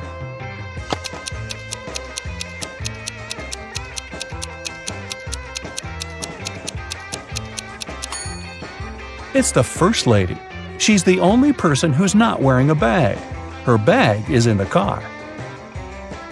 Peter came home in the evening and found his car wrecked. His 3 roommates were there. Peter decided to find out who was guilty, so he questioned them. Josh replied, "I didn't touch your car. I was walking the dog." Mike said, "That wasn't me. I was playing football with my friend." And Will said, "Nothing special happened today. I was just hanging out with our neighbors." Can you spot the liar?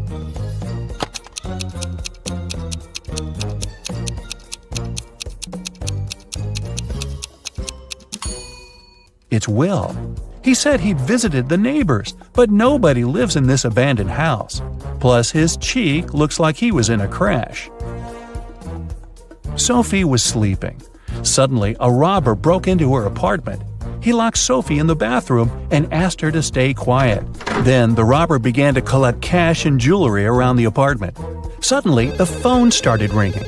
The robber told Sophie to pick up and talk without giving away the situation. Sophie picked up the phone.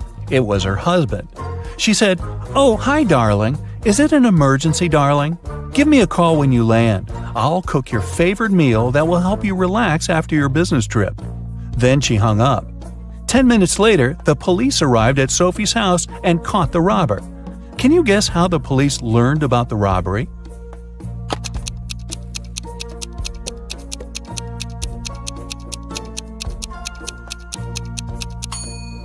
Sophie played with the mute buttons.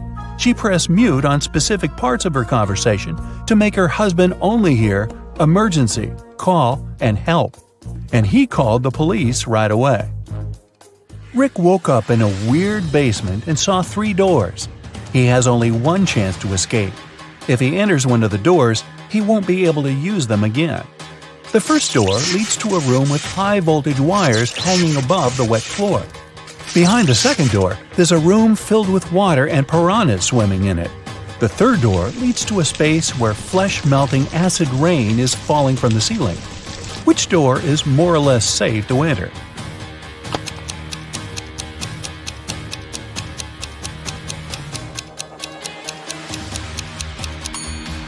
Rick should choose the first door. He'll be okay if he won't let his body come in contact with the wires and the wet floor at the same time. Jerry called his wife Robin and told her that he would be home by 7 o'clock. They didn't plan anything special for that evening, but when he arrived at 2 minutes past 7, Robin was furious. Why was she so angry?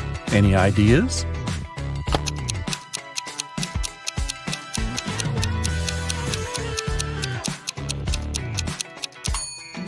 She thought her husband would come home after work by 7 p.m., but he appeared by 7:02 a.m. the next morning. When the day after tomorrow is yesterday, today will be as far from Wednesday as today was from Wednesday when the day before yesterday was tomorrow. What is the day after this day? Can you guess?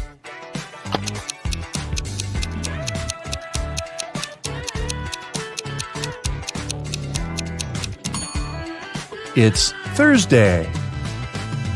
Harry and Barry are 2 magicians performing this evening in 2 nightclubs on the same street. but one of them is fake. Can you guess who?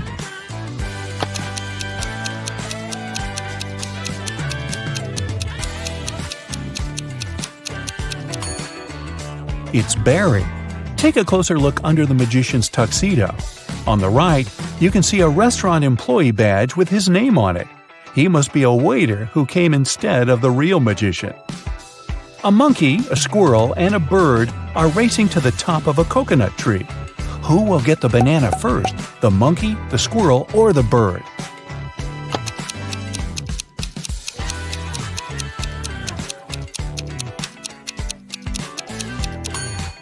None of them, because bananas don't grow on coconut trees. Bonnie is cooking dinner. She has 3 stoves, a gas stove, a wood stove, and a coal stove, but only one match. What should she light first of all?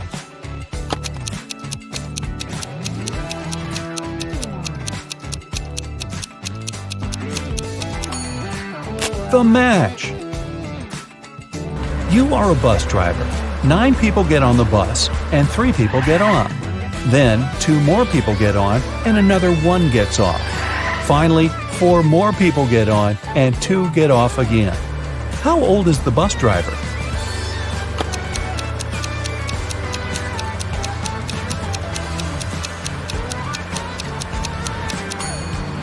Whatever your age is, remember the question? You're the driver. Becky attended her high school reunion last weekend. Hello. All of her friends seemed to be doing really well in life.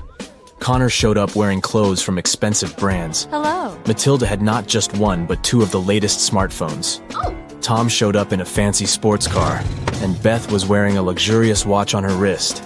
Take a good look at Becky's friends. Can you tell who is really rich?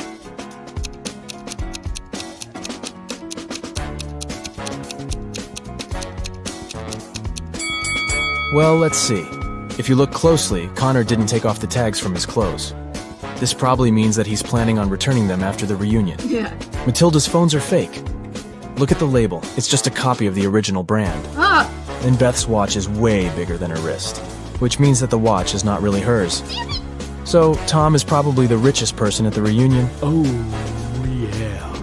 Amy's favorite band is in town, and she really wants to go to their concert. She asks her stepmother if she can go, but she says she will only allow Amy to go if she does a series of things for her. Oh. The first thing the stepmother asks is for Amy to bring her some water in a colander. To get this right, Amy needs to think outside the box. Okay. Can you help Amy figure out how she can do that?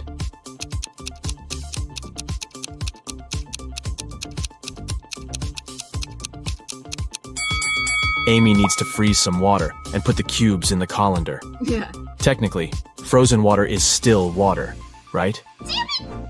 Next, her stepmother asks Amy to pick out the perfect evening dress for her.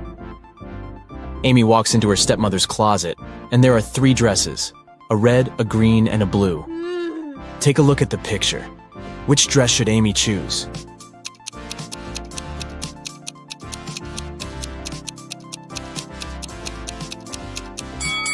If you look closely, the button on the blue dress is about to come off. The green dress has a big paint stain on it, so Amy should pick the red dress. Yes. Before Amy can take the dress to her stepmother, the woman enters the room. She sees the stain on the dress and starts to shout at Amy, "How could you do this to my dress?" But Amy says she didn't do anything wrong, and that the paint was already there when she walked into the closet. Yes. The stepmother asks Amy to find the culprit. Oh. If she could figure out who had stained her dress, then Amy could go to the concert. Okay. The 3 main suspects are Amy's stepsisters, Ella, Bella, and Gabriella. What? They don't like Amy, so it's likely that one of them splashed paint on their mother's dress in order to frame her. When the stepsisters are out of the house, Amy sneaks into their bedroom to try to find the culprit. Take a look at the room. The first bed belongs to Ella, the second belongs to Bella, and the third bed belongs to Gabriella. Can you tell who did it?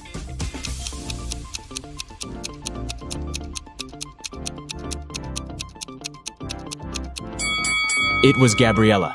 Her bed is the third one on the left. And if you look closely, it has a bucket of paint under it. Emily and Barbara are getting ready for a girls' night out. Yes. They are putting on makeup and getting their hair done. They have pretty similar tastes, and their things look pretty much the same. But one of them has more money than the other. Oh. Looking at the image, can you tell which one has the more expensive stuff?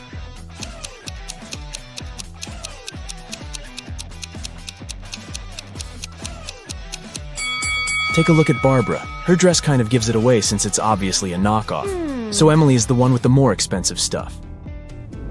Harry decided to backpack around the world on his own. Yeah. On the plane, he sat next to a girl. He asked her where she was from. Yes. But instead of answering, she showed him 2 emojis on her cell phone. Oh. Take a look at the image. Can you tell which country the girl is from?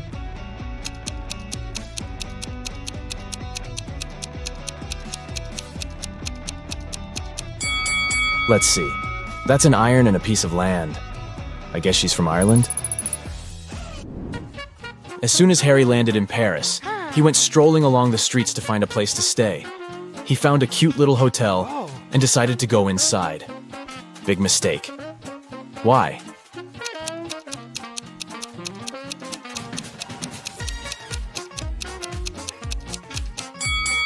Take a look at the window on the last floor. It looks like there's a ghost. Yikes. I'd look for another place to stay if I were him. After he found a better hotel to stay in, he decided to get lunch. He ordered the classic French onion soup. Yeah. But when his dish came, it was filled with cockroaches. He called the restaurant's manager to tell them about the incident. The manager said, "This is unacceptable. I will find the person who did this and fire them immediately." There were 3 suspects. The cook said that he had prepared the soup as usual. It was okay when he passed it to the waiter. The waiter said that he hadn't touched the soup. He just served it to Harry and hurried to take the order from another table. The manager also questioned the cleaner, who said that he had spent the last hours cleaning the bathroom and had no idea what the fuss was about. Can you tell who is guilty?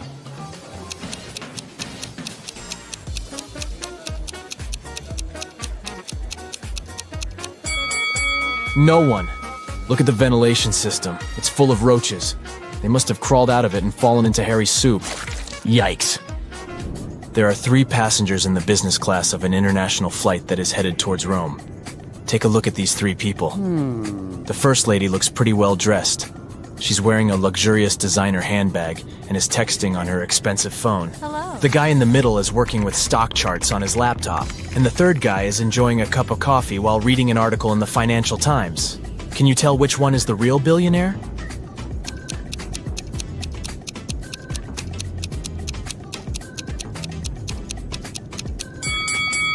Let's see.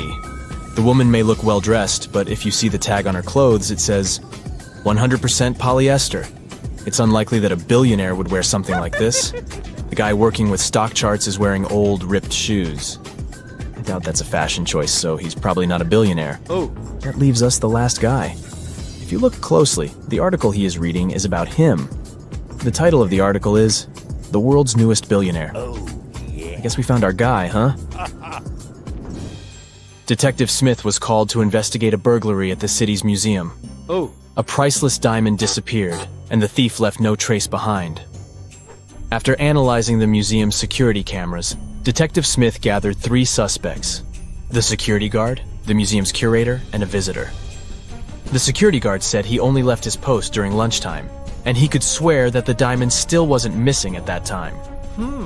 The museum curator spent the day guiding a tour of the museum for a foreign group.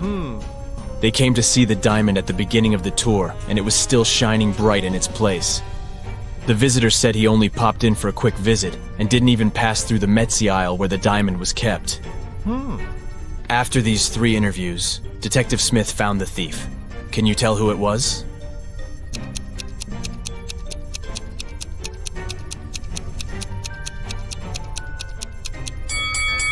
It was the visitor.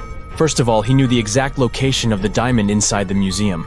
Plus, take a look at that string he's fiddling with in his left hand. Detective Smith pulled it from under his sleeve and voila, the diamond was attached to it. I guess he didn't have time to go home and get rid of the diamond, huh?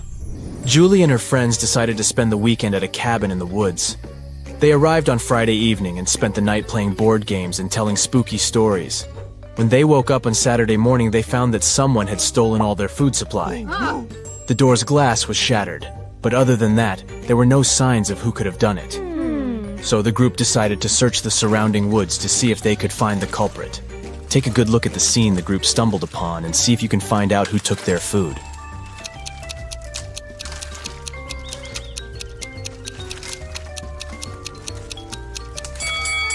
What's that at the left corner? Those look like bear footprints, huh? And not just one, but rather an entire family of bears.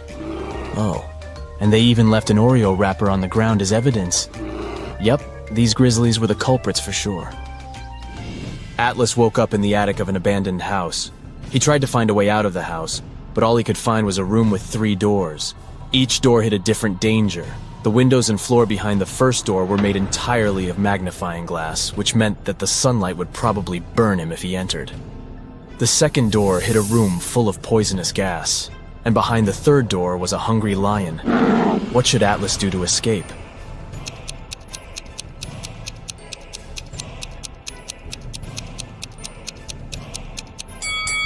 He should wait until it's nighttime and use the first door. Sydney told her mom that her gymnastics team would go to a sports camp for the weekend. She asked her mom to help her pack a bag for the trip. Her mother packed everything she thought her daughter would need. When Sydney came back from the weekend, she was telling her mother all about the trip. But somewhere during the conversation, she asked her mother why she hadn't packed a toothbrush. The mother immediately knew Sydney was lying about where she had really been that weekend. How?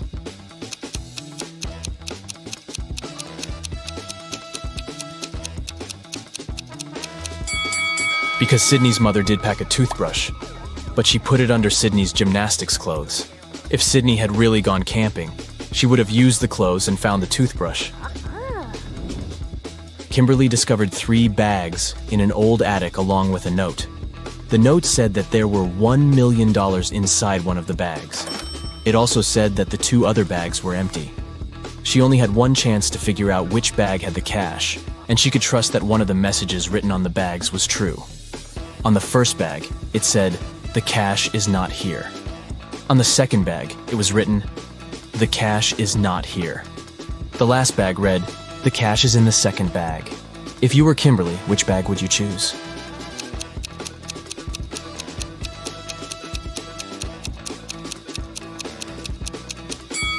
You should choose the first bag.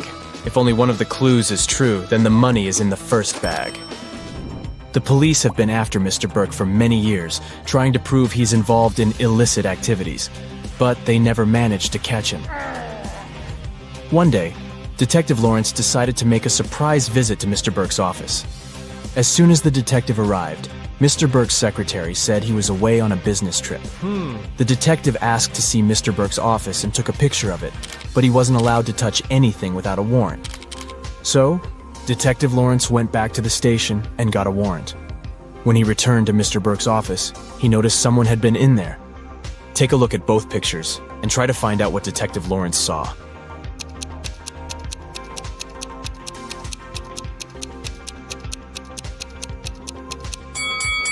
The desk lamp is tilted and the books are in different places. Someone definitely was in that room. Detective Lawrence decided to search Mr. Burke's entire office. In one room, he found there were footprints up until the middle of the room, and then they disappeared. The only window of the room was open. "Oh no!" Detective Lawrence shouted. "I can't believe he escaped again." He took a picture of the room and took it to the police station. At the station, he showed the picture to the other detectives, and one of them said he had cracked the case. Take a look at the picture. How did the detective solve the case?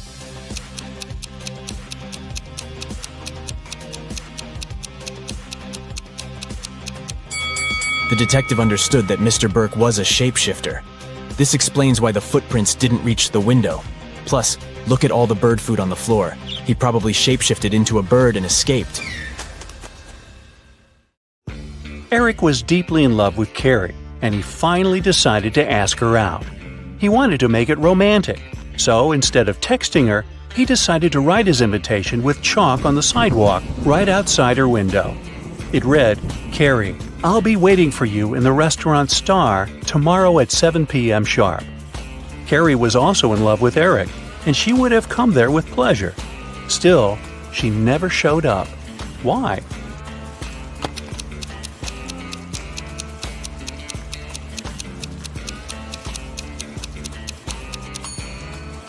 thing is, the rain started, and the invitation was washed away. Carrie simply didn't see it. I hope they work things out. Allison got lost in a forest and stumbled upon an old house. When she entered it, she saw a witch. She wasn't evil, though, so she said she could help Allison find a way home if she cracked a riddle. The witch asked Allison, "What kind of room can you neither enter nor leave?" Allison was smart, so she gave the right answer. "Can you crack it too?"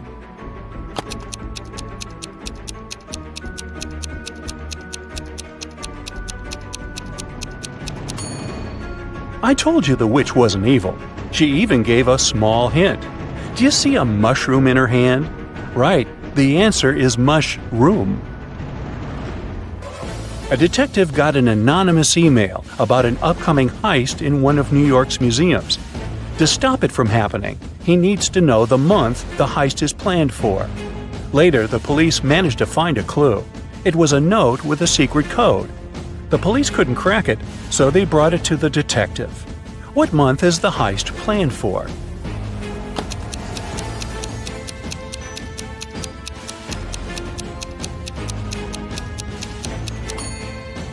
The detective cracked the code almost immediately. A jar in the picture stands for J, a ukulele stands for U, a nugget stands for N, and an eggplant stands for E. Ah, June. There are 70 floors in the apartment building. The higher the floor, the more people live there. Which floor does the elevator go to most often?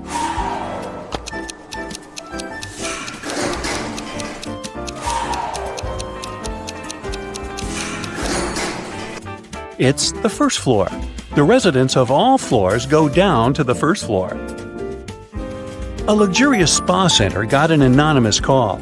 Someone called to report a lady that's planning to steal expensive jewelry from the spa center visitors.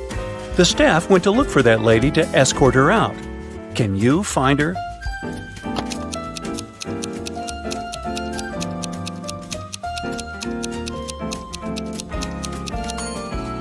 Look, there's a lady having a pedicure.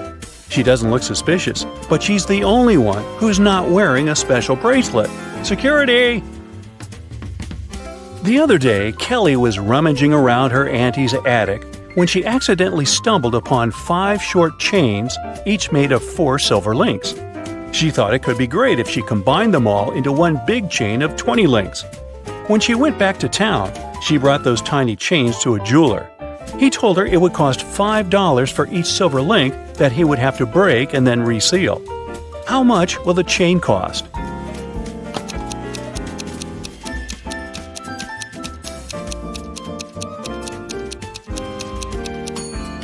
Kelly could do that for $25 if she told the jeweler to break a link in each chain. But she was really smart, so she asked the jeweler to break all 4 links in one chain and use them to attach the other chains, which cost her $20. A wise king decided to find someone who could replace him. He wanted to make a challenge, and the one who nailed it would become the new king. Anyone who wanted to take the throne needed to put a whole cucumber into a glass bottle without cutting the cucumber or damaging the bottle. The participants had a week to do it. This challenge seemed to be impossible, so only 5 people decided to take part, and there was only one winner. How did he put the cucumber in the bottle?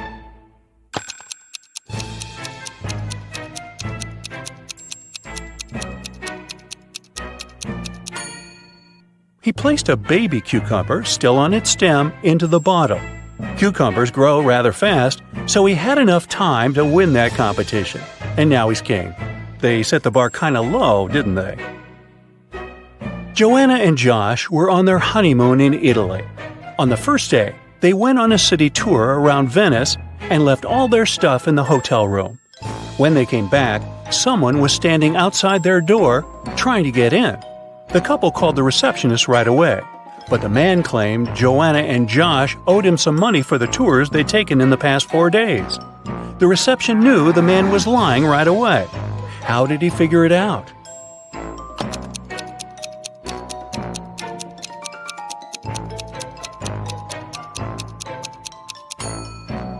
It was the couple's first day in the hotel. There's a barrel of water in the yard. You look inside and say that it's more than half full, but your friend argues that it's less than half full. How can you figure out who's right without using any measuring tools or removing water from the barrel?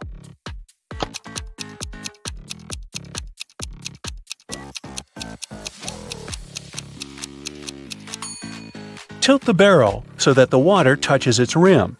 If you can see the bottom, the barrel's less than half full. If the bottom is still covered with water, it's more. Two couples are about to get married. The hall is full of guests. The brides look stunning in these long white gowns, and the grooms seem to be completely happy.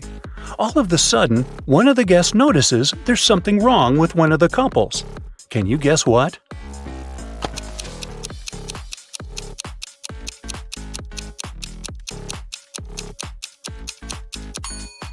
Look at this couple. These folks have no reflection at all. They must be vampires. In one of the galaxies, there's Planet Pink. There are many people, but few animals. Only hens and roosters live there. They can be of 3 different colors: pink, red, and yellow. Andrew went to that planet to see his friends for the weekend, and while he was walking down the street, he saw 3 bird couples in love. No bird can be with a partner of the same color. Can you guess the color of the partner of the red hen?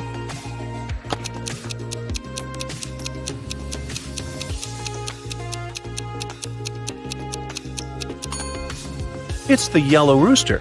The red hen can't go out with the red one, and the pink rooster, as you see, is madly in love with the yellow hen. Emily's aunt has bought a bottle of perfume for her niece's birthday. Sadly, she couldn't keep it, because Helga, her sister, is terribly allergic to perfumes. Emily brought it back to her aunt, who bought it for $65. The old lady sold it to someone for $80. Then, she suddenly remembered she had one more niece, so she got it back for $70. Sally, the forgotten niece, turned out to be allergic too, so the auntie had to sell it again for $60. Did she make any profit?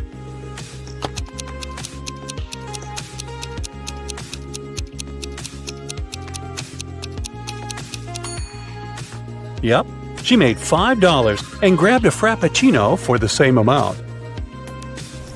You're trapped in a room that's slowly getting filled with water coming from a faucet in the wall. There are no windows in the room, and the door is sealed shut. You have a mop and a big bucket. So how are you going to get yourself out of this one?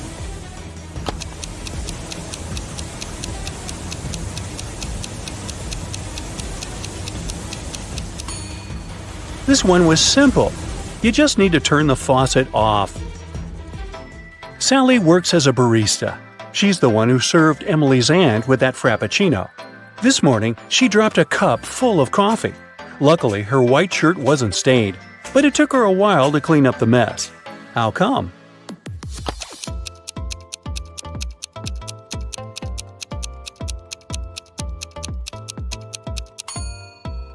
There were coffee beans in the cup. They ended up right under the counter. After the bank had been robbed, the police found the money in the park among cacti. The police officers arrested all the suspects, and they almost immediately figured out who the bank robber was. Can you do the same in 10 seconds?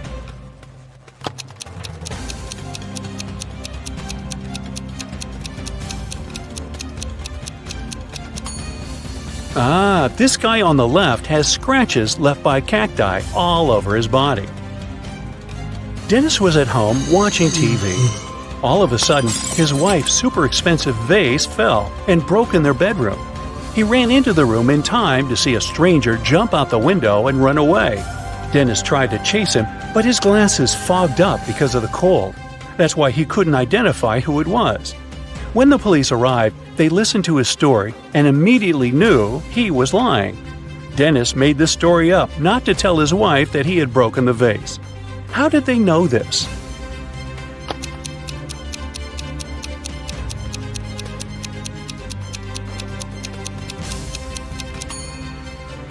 Anyone who wears glasses knows that they don't fog up when you go from a warm room to the cold outdoors. It's the other way around.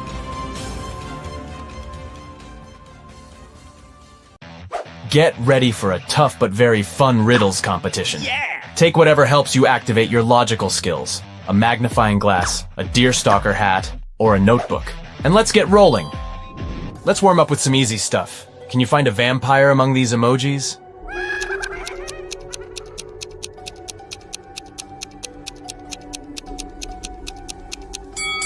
Here it is. Ugh, creepy. How about this crowd of people? Can you spot a vampire hiding among them?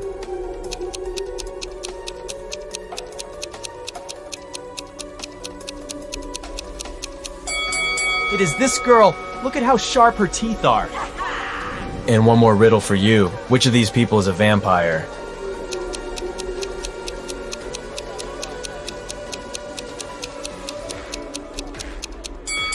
See those fang marks on the neck of that guy? He was bitten and has already turned into a vampire himself. Stephen was found unconscious in his living room on a Sunday evening. Someone had hit him on the head. The man was rushed to a hospital while the police started questioning the suspects. There were 3 of them: Stephen's ex-wife, his neighbor, and his younger brother. Stephen's ex-wife said she'd been walking in the park with her little niece all day. Stephen's neighbor said she'd wanted to go on a date with her boyfriend, but since it had been raining heavily, they decided to stay at home. And Stephen's younger brother said he'd been at work, finishing a large project. It was so important he had to work even on weekends. The police figured out who the attacker was quite fast. Can you do the same?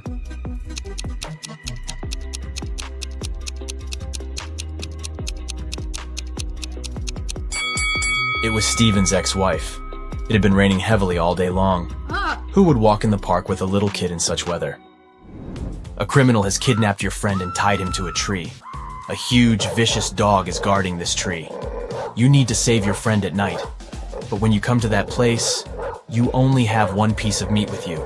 It's not big enough to distract the dog for the 3 minutes you need to cut the ropes and help your friend escape.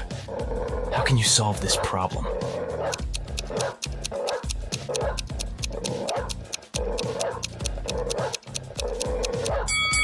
Cut the meat into small pieces and throw them all over the garden. And while the dog is distracted, set your friend free. One day, Amy went on a date with her boyfriend Joe to a nice restaurant. Joe gave her flowers and candy. They had a great meal and enjoyed the date. But in the morning, Amy woke up with a severe allergic reaction. She went to the hospital, where she was told that she had been poisoned. But to figure out what antidote Amy needed, it was crucial to understand the source of the poison. The detective invited to investigate the case questioned everyone who could poison the girl, her boyfriend, the cook, and Amy's friend Cindy. Joe said that they'd eaten the same food in the restaurant. The cook said that he had brought Amy her pizza, and it had been freshly made. And Cindy said she thought Amy's boyfriend had poisoned her. She added that he had asked her what flowers Amy liked to gain Amy's trust. Have you realized who poisoned the girl?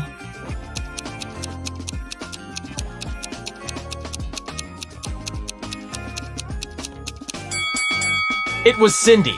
Have you noticed the book on her table? It was about poisonous flowers. She advised Joe to give Amy flowers that would cause health problems. One company organized a betting game where 1 red and 1 blue marble were placed in a dark box. If a player picked the blue marble, the company had to pay them $5,000. But if the player guessed it wrong, they had to pay the company $100. The company cheated by always putting in the box 2 red marbles instead of 1 red and 1 blue, but no one could prove it. Mark was observing people lose one after another. Then he took part in the game and won. How did he do it?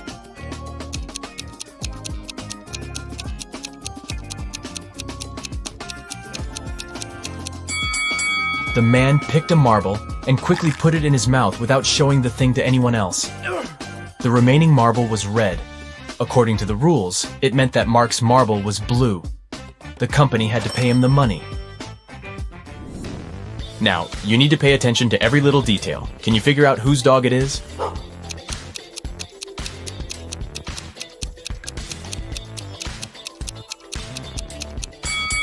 Look at that guy wearing a red jacket. See that leash he's holding? It matches the dog's collar, so most likely he's the owner. This parrot has managed to sneak away from its owner, and now the vet is looking for them. Can you say whose bird this is?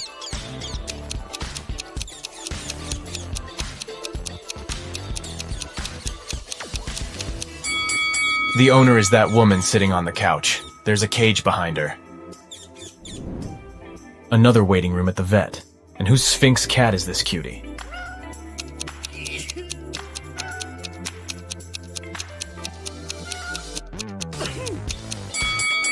See that guy waiting for the doctor to bring back his pet? He's surrounded by lots of furry animals and can't stop sneezing.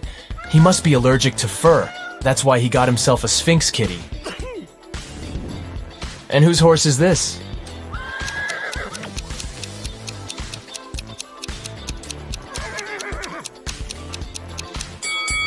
See that girl standing in line? She's the only one wearing riding boots. She must be the owner. These kids seem to be terrified. No wonder. See that white rat darting around the classroom? Who does it belong to?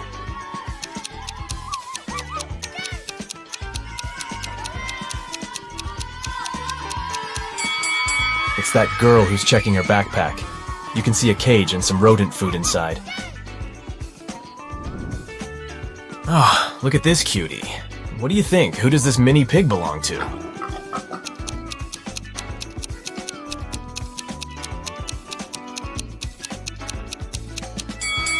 This guy is the owner.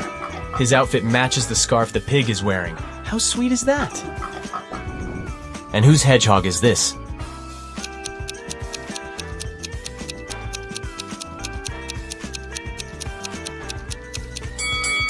This lady is the owner. She's wearing special gloves to handle the animal. Yes! And who does this absolutely adorable pug belong to?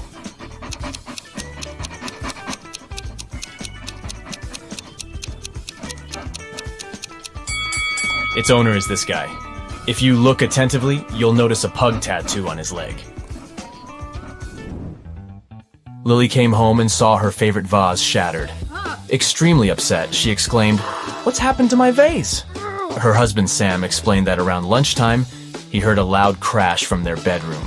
He rushed there and saw that Lily's expensive vase had been broken, and a robber was running away. Sam followed the man outside, but his glasses got foggy because of the cold weather. That's why he missed the man. Lily called the police, but after police officers heard the whole story, they refused to investigate this case. Why?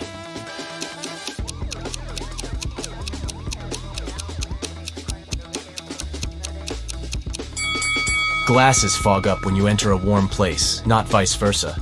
Sam invented the story because he was afraid to admit he had been the one to break the vase. Emma's husband Liam knew his wife had been dreaming of going to an archaeological site. One day, she told him about the perfect opportunity. There was a remote site ready to be excavated, but there was no internet or network connection there. She would have to camp in a tent with almost no modern conveniences. But since she was really excited about this trip, Liam was ready to wait for her at home. 2 days later, Liam received a message and a photo from Emma. The man got furious. He realized Emma had been lying about the whole thing. How did he understand it?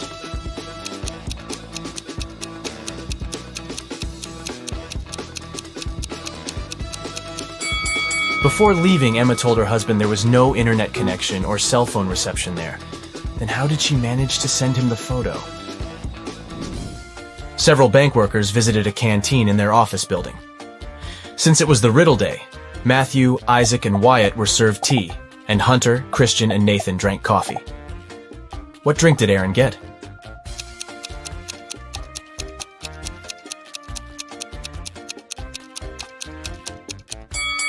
Aaron drank tea simply because of his double-letter name. A man with a bandage around his head came to a police station. I was hitchhiking when a car stopped. The driver asked me to check if one of the tires was flat. I bent over to look, and he hit me on the head. When I regained consciousness, I found out he had taken all my money and smartphone. I only remember that the guy had a big car, large eyebrows, and a mustache. Soon the police had a suspect. They found him in a cafe, but this man said it couldn't be him. He changed the tires on his car 2 weeks ago. And since then, the car had been parked near the cafe, but the detective realized the man was lying right away. How?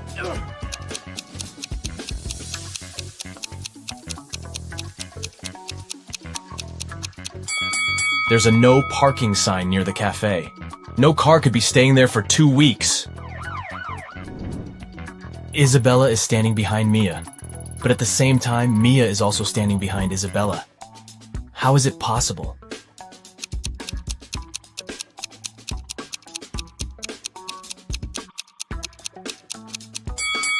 The girls are standing with their backs turned toward each other.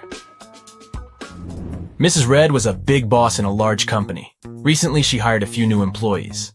One day, her assistant was filling out their documents and found something strange. What? She informed Mrs. Red that one of the new employees seemed to have fake documents.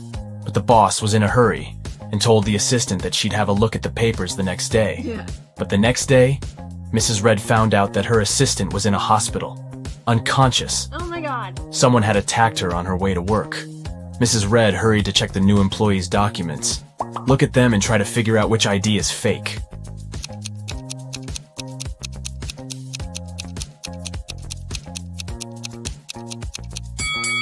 This ID card claims that Edward is 34 years old, but the man using this document is way older.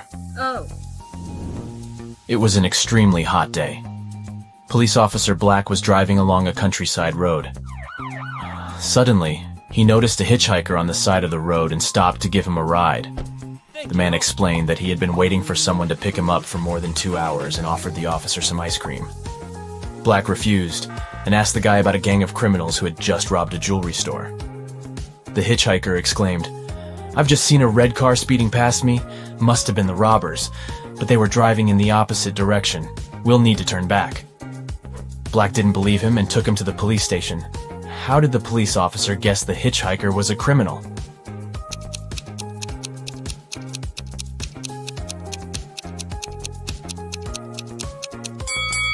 If the hitchhiker had indeed been standing on the side of the road for 2 hours, the ice cream would have already melted.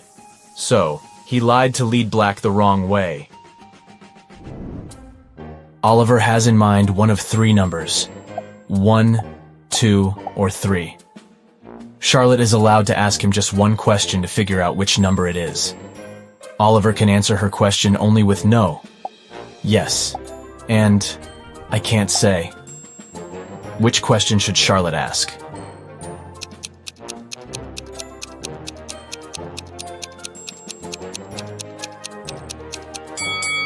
She can say, "I have the number 1 or 2 in mind. Is your number larger than my number?" If Oliver answers yes, it means he's chosen 3. If he answers, "I can't say," the number he has in mind is 2. And if he says no, his number is 1. Several people were asked to step over a pencil lying on the floor, but none of them managed to do it. Why?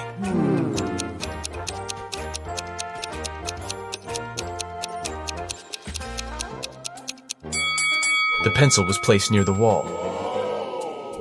Who doesn't like rebus puzzles? They're fun, and I've got a few tricky ones for you. Enjoy! What does it mean?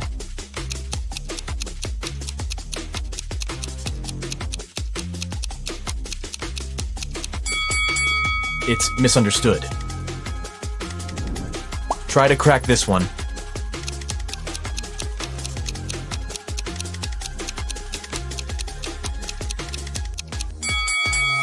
So we see pot and 8 O's. Together, they make potatoes. And how about this one?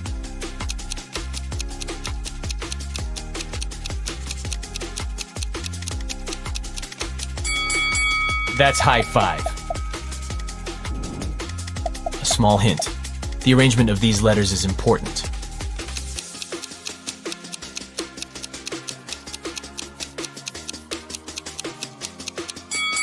This rebus means, hurry up! And one more puzzle for you. What could it mean?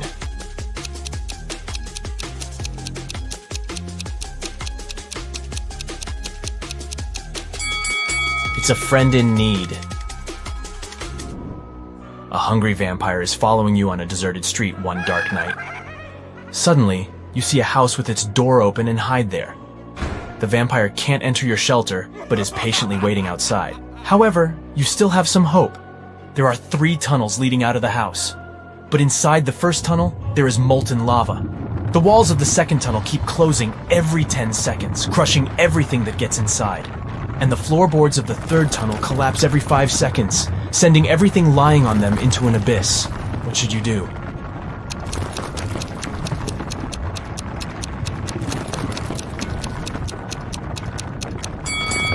Just wait till the morning. Vampires can't stand daylight, and your pursuer will have to leave you alone. Yes! Jill and Jim live in the US. One day, Jim goes on a business trip to Europe. Jill misses him very much, so she calls him up. She asks Jim to take a selfie and send it to her. He agrees. Jill gets furious as soon as she sees the picture.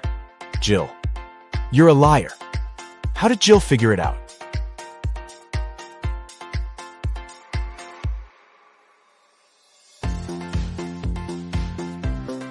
Europe and the US are in different time zones, but in Jim's photo, it's noon. That's American time. He never left the country. Can you find a zombie in this picture?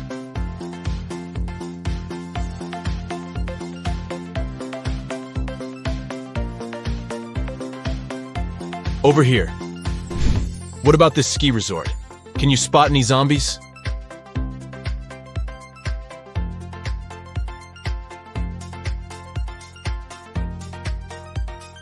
Hello? And now let's see if you can find a zombie in this amusement park.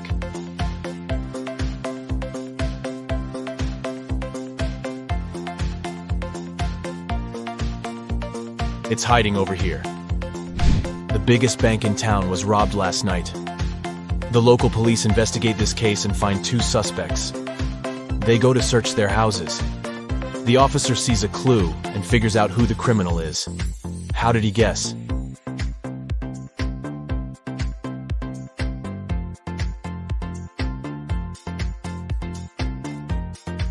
Let's take a look at the walls. There's the same picture in both houses. But this one is hanging upside down. There's probably a stash behind it. Busted. A teacher has 21 colored pencils. 7 red, 7 yellow, and 7 blue. She needs to divide them into 2 piles so that one pile would have 3 times fewer red pencils than the second one. And the second pile should have 2 times fewer yellow pencils compared to the first pile. How many blue pens would be in each pile?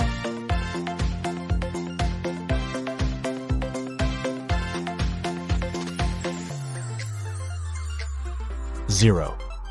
The teacher had 21 pencils, not pens. Can you rearrange these crayons and make 4 triangles? To solve this mystery, you gotta think outside the box.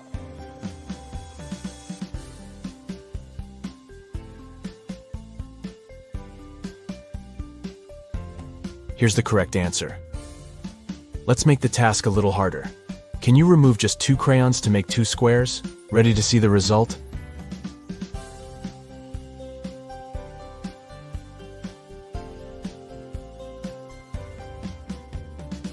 There you go.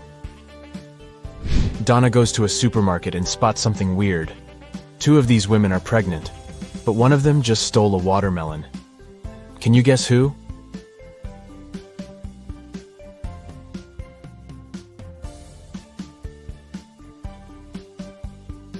It's the third lady. She's wearing high heels, not what pregnant women would wear to a grocery store. Kitty wakes up in a creepy basement. She needs to open this door to escape. Can you guess the right order to press the buttons?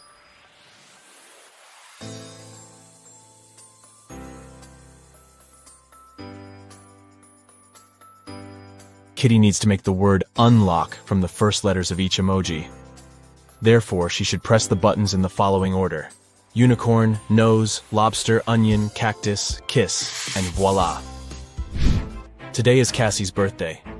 She brings a cake to work to celebrate with her colleagues: Stan, Gemma, and Rosie. Cassie unpacks the cake in the office kitchen. Suddenly, Granny calls, and Cassie goes outside to talk to her.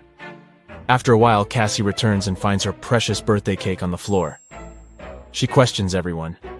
Stan says, "I was sending an important email, so I didn't look at the kitchen. But I think it was Gemma. She's just pretending to be your friend." Gemma says, "I went to the toilet to wash my hands. When I returned, the cake was already on the floor." And Rosie says, I don't know what happened. I went to the opposite side of the room to turn on the coffee machine. I made cappuccino for everyone. Who's lying?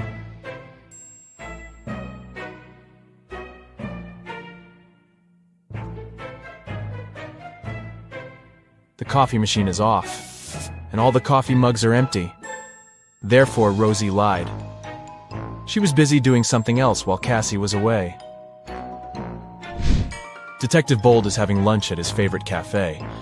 He looks through the window and sees his neighbor Zelda rushing home. They both live next to the cafe. Suddenly, Zelda runs back and approaches the detective. Zelda, please help me. My apartment was robbed while I was out. I didn't touch anything. I just ran here right away to find you. Detective Bold goes to see the crime scene. He looks around and says, Stop fooling around, Zelda. There was no robbery. How did he know?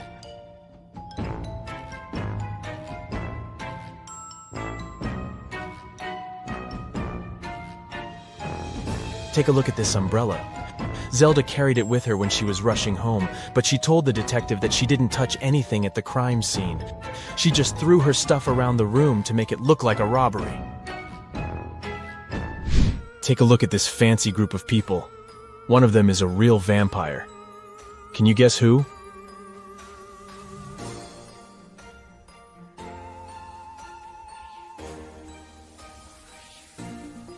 It's the second guy. The first guy struggles with drinking this reddish beverage. The lady is just wearing a cosplay costume. And the guy on the right is taking a selfie, which means he shows up on camera. Therefore, he's a human being. Jeff calls the police early in the morning. Jeff, my neighbor cut down a tree on my car. A policeman arrives soon. Policeman, what happened? Jeff, my neighbor and I had a quarrel last night. When I was ready to go to bed, I saw him standing in front of my car. In the morning, I went out to drive to work and saw this. My car is pretty old, but he still has to pay compensation for the damage. The policeman questions Jeff's neighbor. He says, Jeff is a bit weird. He's always trying to start a quarrel for no reason. I didn't touch the car. I was sleeping all night long. The policeman examines the car and immediately realizes which of the neighbors was lying. Who cut the tree down? Can you guess?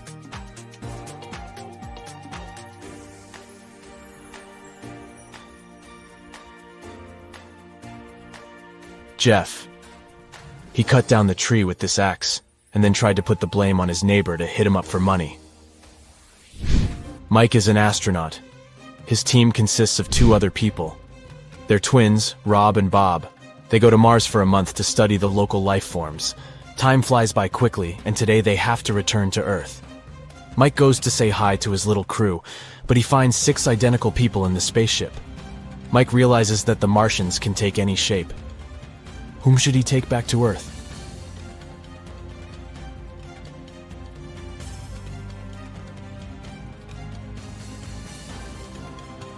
This astronaut has 3 fingers. This guy's hair color is different. This imposter has forgotten to put on human ears. And this guy has different eye color. So the real Bob and Rob are over here. What's wrong here?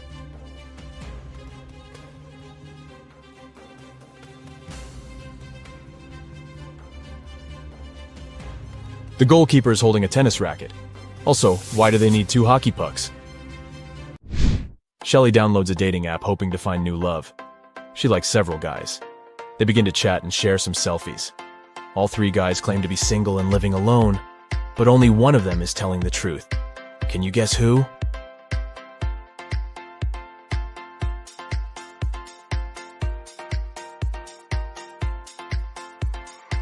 The first guy sent Shelley a selfie from his bathroom. He's wearing a bathrobe, but there's another silk bathrobe hanging in the background. It's pink and small. Why would he need it if he's living alone? And the second guy is obviously fond of jewelry. He's wearing a ring on each finger, including the ring finger. So he's probably married. Only the third guy is telling the truth. And Shelley should give him a chance. A dangerous criminal escapes from prison. The police are chasing him, and the trail leads them into a small village. They question the locals and check the fields. Soon they see a farmer in a cornfield. The detective asks him if he had seen any suspicious strangers around. Farmer: "Sorry, I didn't focus on what's going on around me. I was too busy dealing with my corn. It's getting dark soon, and I need to harvest as soon as possible." The detective immediately figures out that this guy is the wanted runaway criminal. How?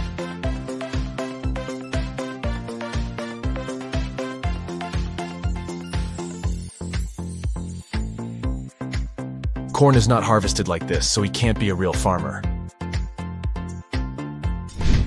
Can you see any odd details here?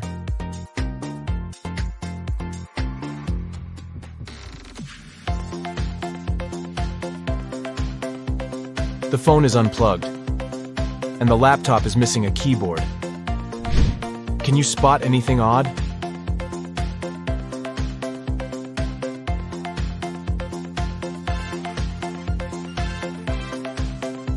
Take a look at this guy.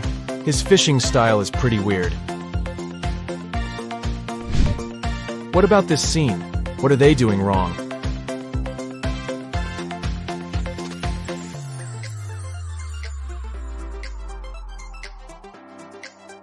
This lady is skating on the pavement. Crows are flying in the sky, one ahead and two behind, one behind and two ahead, one between 2 and 3 in a row. Can you figure out the exact number of crows?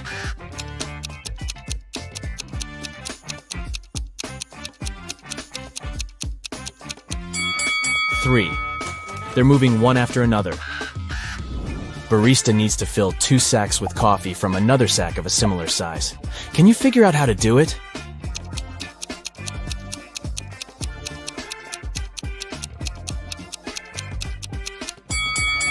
Easy. Put the empty bags into one another and then fill them with coffee. 2 mothers and 2 daughters enter a coffee shop and order 3 cappuccinos. Each gets one. How's that possible?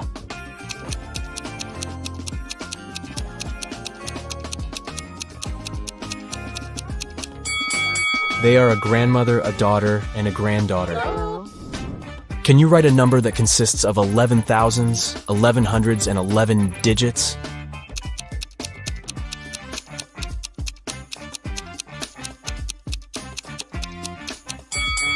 Many people think it will be 111,111, but in fact, it's 12,111. Rachel's computer gets broken, but she has to do urgent work. So she decides to use her husband's laptop instead. But unfortunately, he has changed the password. Luckily, Rachel finds a note with a clue nearby, SBDIFM. She enters the code, but it doesn't work. Can you help her crack the password?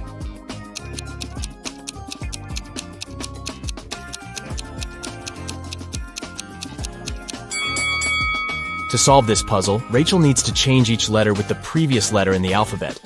S implies R, B implies A, D should be replaced with C, and so on. And the final password is Rachel. Oh, so cute. Peter, Jenny, and Timothy are trapped in 3 separate cages. Peter's cell has an explosive in it. Jenny's cage is filled with toxic gas. And Timothy's cell is covered with ice. Can you guess who has more chances to survive?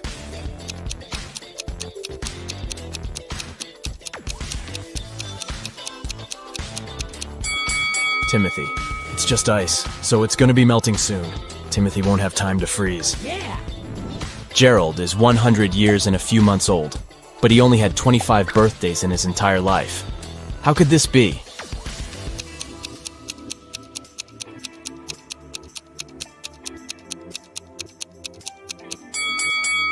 The man was born on February 29th, so his birthday only takes place once every 4 years. The police find out that several criminals are going to leave the city by train this morning. Security guards at the railway station detain 4 suspicious people and examine their baggage. Can you help them figure out who's innocent?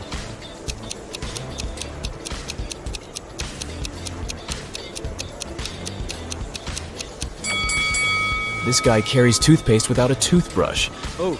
A supposedly blind person carries a flashlight. Oh. And why would a bald man need a bottle of shampoo? Ooh. It seems only the guy on the left isn't a criminal.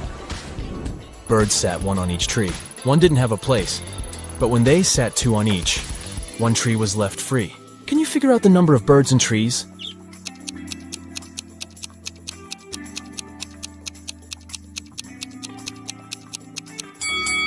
Four birds and 3 trees. A farmer has 350 oranges. The challenge is to divide them into 3 piles so that one pile would be 4 times smaller than the largest one, and another pile 2 times smaller than the largest one. How many apples would be in each pile?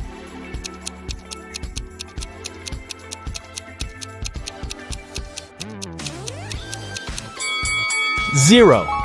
The farmer has 350 oranges, not apples. David invites his friends to spend a weekend at his house.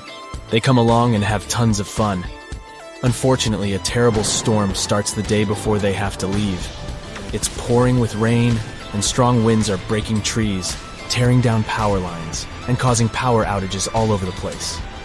The next morning, the weather gets better. But David discovers that his gold watch is missing. It was a very expensive gift from his grandpa. David asks all his friends just one question. I can't find one thing that's very important to me. Can you tell me what you were doing yesterday? Monica says, I spent most of the day in my room studying. Mike says, I was practicing my electric guitar in the garage. And Mia says, I don't even know what your watch looks like. After hearing their answers, David knows for sure who's lying. Can you figure it out?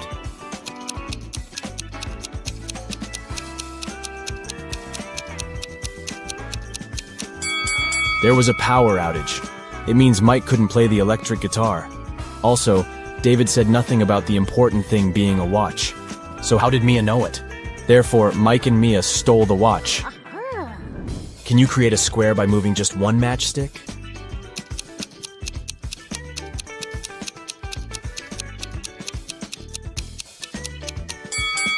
You need to think outside the box to crack this puzzle. Here's the solution. This square is tiny, but it still matches the task. Rob runs a restaurant. He has 4 barrels of excellent kombucha. He's saving them for the upcoming anniversary party, which will start in 24 hours. Rob enters the storage room and sees a note near the barrels. It says, I put a magic spell on one of the barrels. Anyone who drinks kombucha from it will turn into a mermaid in 10 hours. Good luck. Luckily, Rob has one friend, Shelly, who's dreaming to be a mermaid. Yes! Rob decides to test the kombucha on her before the party starts. Can you figure out a way to check 4 barrels in 24 hours?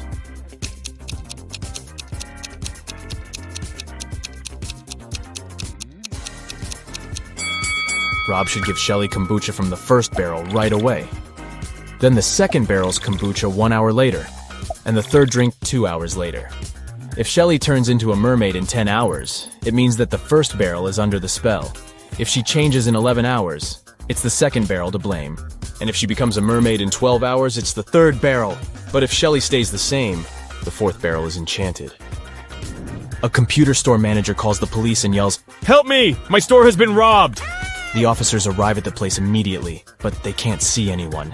Suddenly, they hear someone banging on the door in the corner of the store. They unlock it and see an anxious lady. It's the manager. Someone locked me in the storage room. It must be one of the shop assistants. The police officers ask the lady to call her employees for interrogation. The manager says, "Just a second, I can't find my phone." "Oh, it's over here." She didn't even start to call before the officers arrested her. Why?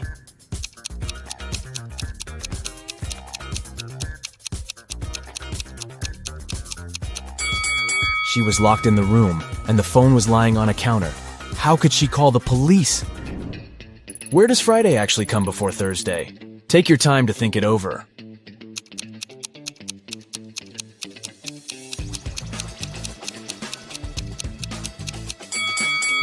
Friday always comes before Thursday in the dictionary.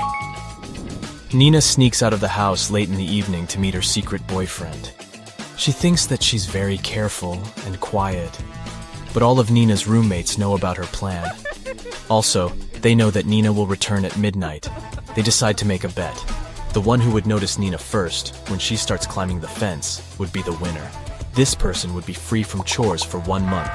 To avoid falling asleep, Bella switches on her favorite series. Nora goes to the kitchen to make snacks for everyone. Wendy takes a seat in the living room with a book. And finally, Kelly goes to her bedroom and starts meditating. Who's going to be the first to spot Nina when the time comes?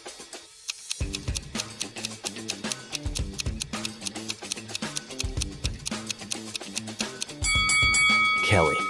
Her eyes will be used to the darkness and she will see better than the others. Lily is a cool pastry chef. She's been working hard in the kitchen all night to create a special wedding cake. Finally, it's ready. Yeah. Lily puts it in the fridge and goes outdoors to take a break. 15 minutes later, she returns and nearly faints.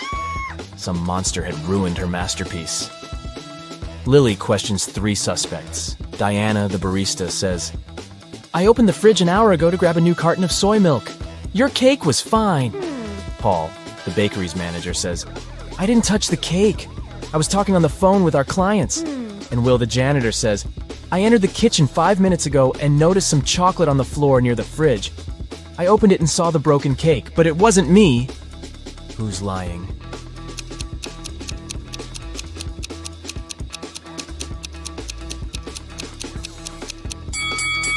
Diana. An hour ago, the cake wasn't finished yet, so she just couldn't see it in the fridge. Mary parks her car near her favorite store. Can you see anything weird here?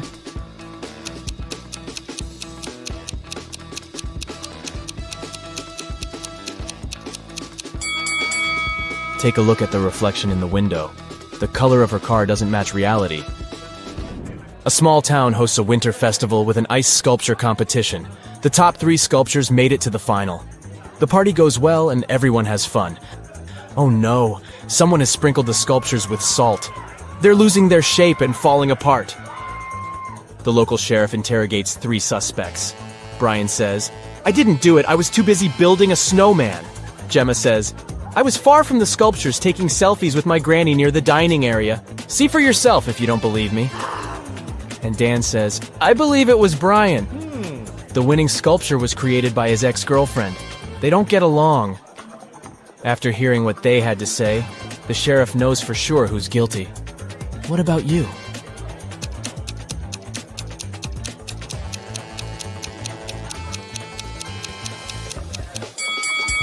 Take a look at Gemma's selfies with Granny.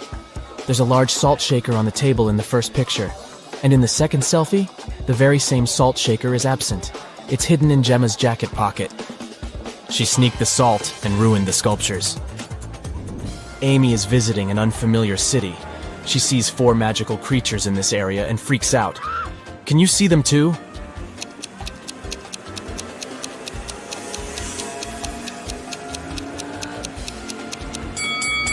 Take a look at this tree. It's a wood goblin. There's a transparent lizard crawling up the skyscraper. Also, there's a leprechaun hiding in the flower bushes. And there's a pixie driving this taxi. Diana returns home from work and discovers that someone had broken her antique teapot in the kitchen. What? She gets furious and interrogates 3 suspects. The housemaid says, "I was cleaning the second floor all day long. I didn't even enter the kitchen today." The gardener says, "I was picking lilies in the garden in the morning. I only entered the kitchen once to put fresh flowers in the vase. The teapot was fine." And the cook says, "I was preparing dinner in the kitchen. And then I went to the bathroom to take off my uniform. When I returned back to the kitchen, the teapot was already broken." Who is lying?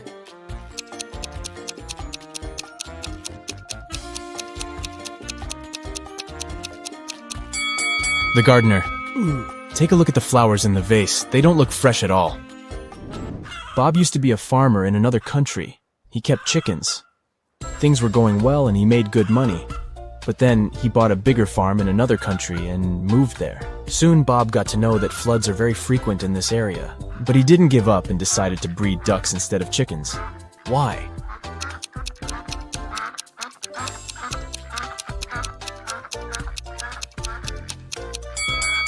Ducks can swim, so floods aren't so dangerous for them. Here are 3 matches. Oh, really? Can you make a 6 out of them without breaking them into pieces?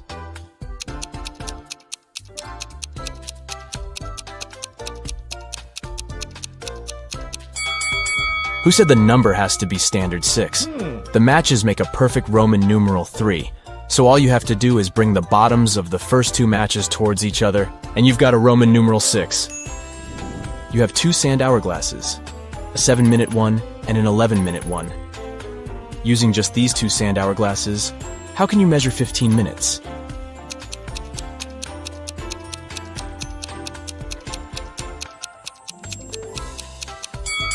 Step 1. Start both hourglasses at the same moment. Step 2. Wait until the 7-minute hourglass times out. 7 minutes have passed. Let's move on to Step 3. Restart the 7-minute hourglass. At this time, 11-minute hourglass will have 4 minutes left to time out. As soon as the 11-minute glass times out, invert the 7-minute hourglass. At this point, 11 minutes have passed. After inverting the 7-minute hourglass, it will now have 4 minutes left for timeout. After these 4 minutes are out, the total time will be 15 minutes. Well, you're a private detective. You work in a city inhabited by people and magical creatures. You're going to have a rough night. The full moon is coming. It's the time when people and monsters go crazy. Like any detective, you write down your guesses in a diary so that you can summarize the results later. It's afternoon now. You're sitting in your office. Lightning strikes in the sky and someone knocks on the door at the same time. A pale woman enters the room and asks for help. You notice a bracelet on her arm. Her zombie brother is accused of stealing some jewelry, but she's sure he is not guilty. She asks you to prove it. You arrive at the store. On a broken display case where the jewelry used to be, you notice fingerprints. There are 3 suspects: a werewolf, an elf, and a zombie. Which of them is the thief?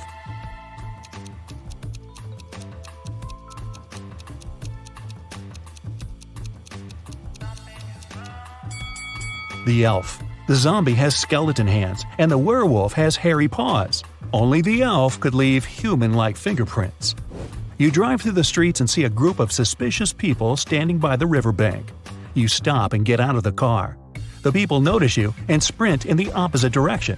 You run after them on the sand along the water, but can't catch up. You look around but don't see anyone. Then you figure out it was your hallucination triggered by long sleepless nights. How did you figure that out?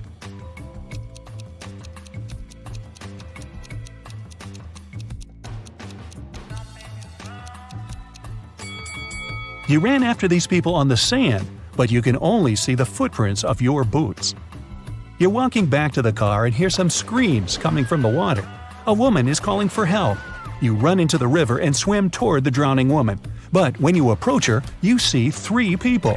They're all screaming, but only one of them is a real human and needs help. The rest are mermaids who want to lure you to their kingdom. How can you find out who the real woman is?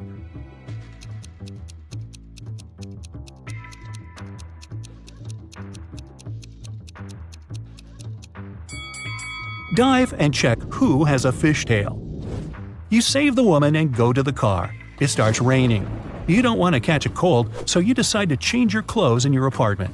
But suddenly, you hear someone scream for help outside. You run out of the apartment and forget to lock the door. A woman is crying in the street. She's standing near the road. In the distance, you can see a car leaving at high speed. The woman says her new car has just been stolen. You get into your vehicle and start chasing the criminal. The suspect gets out of the car and runs toward an abandoned house. He climbs over the fence and disappears inside. You go there after him. In a small hall, 5 zombies are walking in different directions. But zombies don't drive cars. One of them is the thief pretending to be a zombie. Who is it exactly?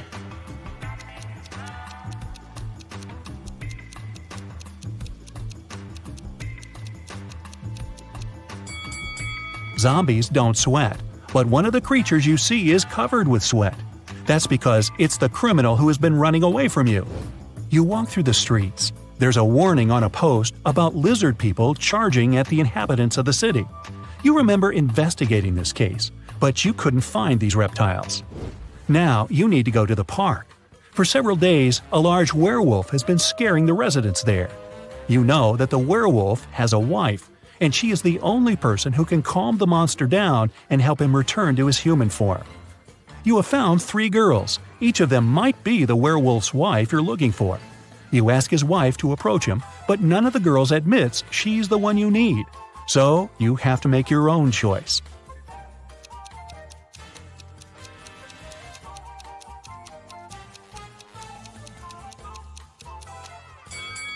Do you see some wool on this girl's clothes? It's the wolf's fur, which means she's the wife. She walks up to the monster, hugs it, and the werewolf turns into a human. You're hungry. You drop by a pizzeria. The owner of the restaurant says that someone has taken all his weekly earnings from the safe. The thief wore gloves and left no fingerprints. The video cameras were turned off. You know this pizzeria has had several similar incidents over the past year. Every time, the insurance company paid the owner the entire amount that had been stolen. You're sure the owner took his own money to use the insurance again. Take a look at the office and prove that the owner is guilty.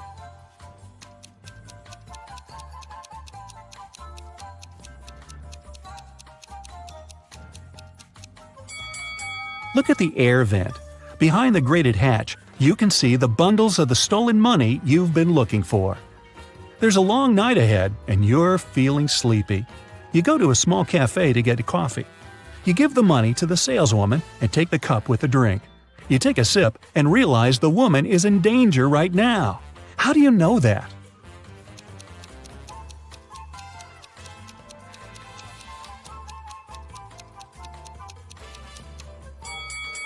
"Help me" is written on the cup she's just given you. You decide not to leave the cafe and sit down at the table. You can see a man in a black raincoat and hood sitting at the other end of the room. The girl behind the cash register is looking at him wearily. You look at this visitor for a few seconds and realize he's a vampire. What makes you think that?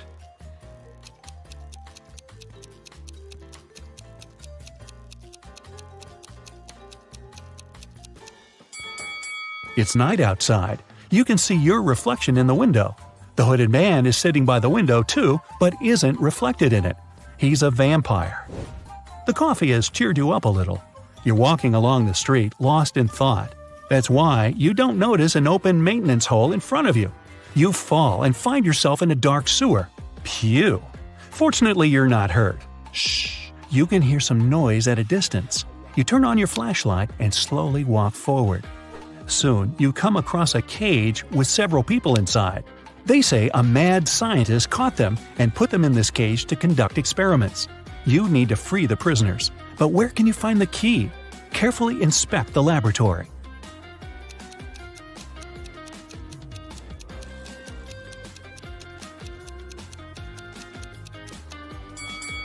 One of the jars with chemicals standing on the shelf has a key inside.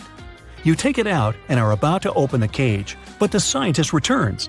He tells you not to do this. The people inside are actually mutant lizards.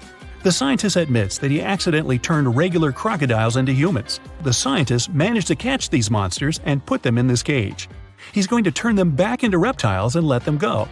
The prisoners say they are humans, and the scientist lies. Who do you believe?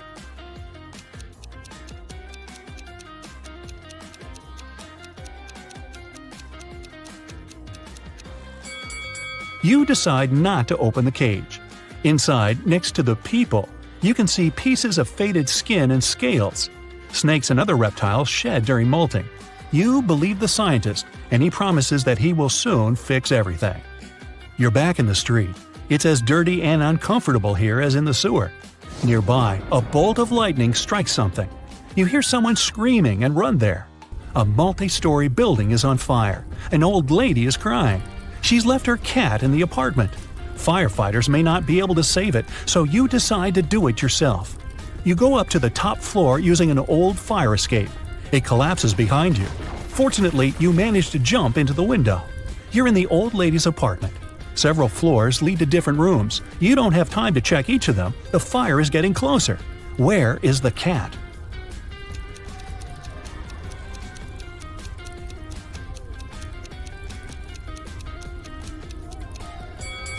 That door is scratched at the bottom. Those are claw marks. The cat must be there. You open the door and see a big black cougar. The fire is everywhere, and you can't go out through the main entrance. There is a window leading to the backyard and a fire escape. Where will you go?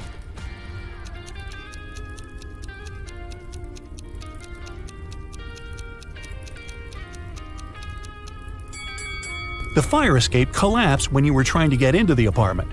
In the window, you see the tree. It has stopped raining, but it's already morning. Tired, you reach your apartment. You turn the key, open the door, go inside, and realize that someone is here. How have you found out?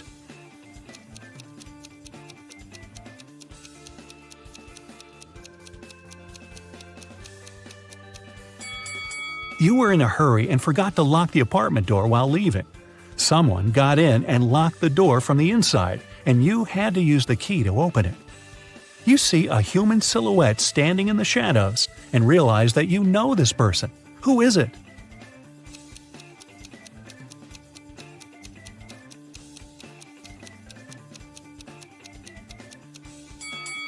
It's the woman who asked you to help her brother. She was wearing a red bracelet.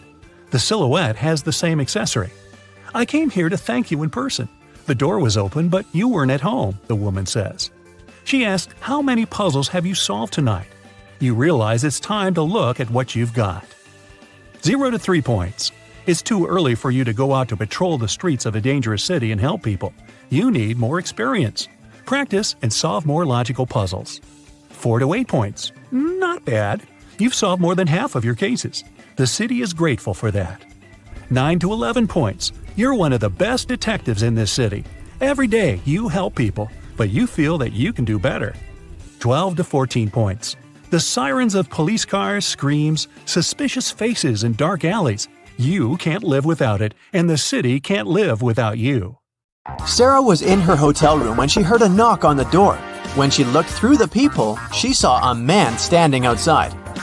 "Sorry for bothering you. I'm the hotel manager," he said. "Our database has crashed, and I need to recheck some information." Sarah said she would be back in a moment, got away from the door, and called the hotel security. She said there is a man trying to rob her. How did she know?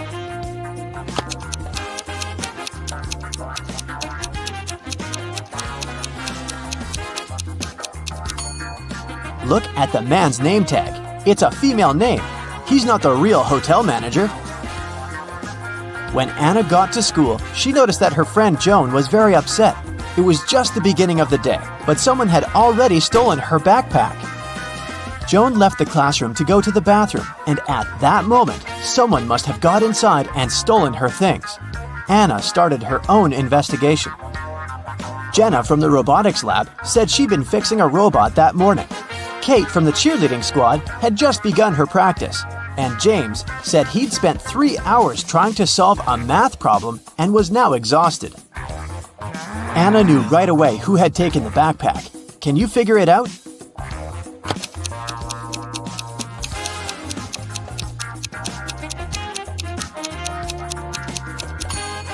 It was James. The school day had just started. How could he have been there for 3 hours already? On a beautiful morning, Michael and Christina went on a hike. At some point, they saw a river they had to cross.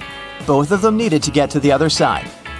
However, the boat could only make one trip back and forth and take one of them at a time. Still, both of them managed to get across. How?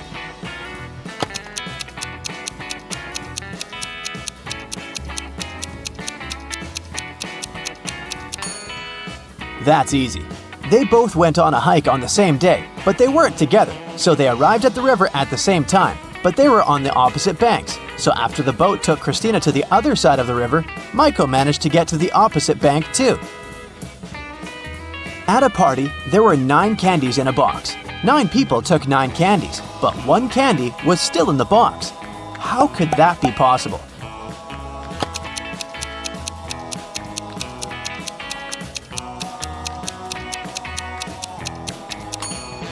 The last person took the candy that was still in the box. When the day after tomorrow becomes yesterday, then today will be as far from Sunday as the day it was today when the day before yesterday was tomorrow. Which day is it?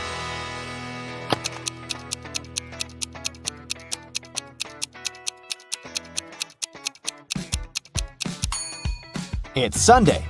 Look, the day after tomorrow becomes yesterday on Wednesday. The day before yesterday was tomorrow on Thursday. And Wednesday and Thursday are equally far from Sunday. Susanna was walking down the street when she saw a dog. It looked like the dog had just run away, so she picked it up and started searching for its owner. She walked into a co-working space. There were 3 people there. Susanna knew immediately who the owner was. How did she figure it out?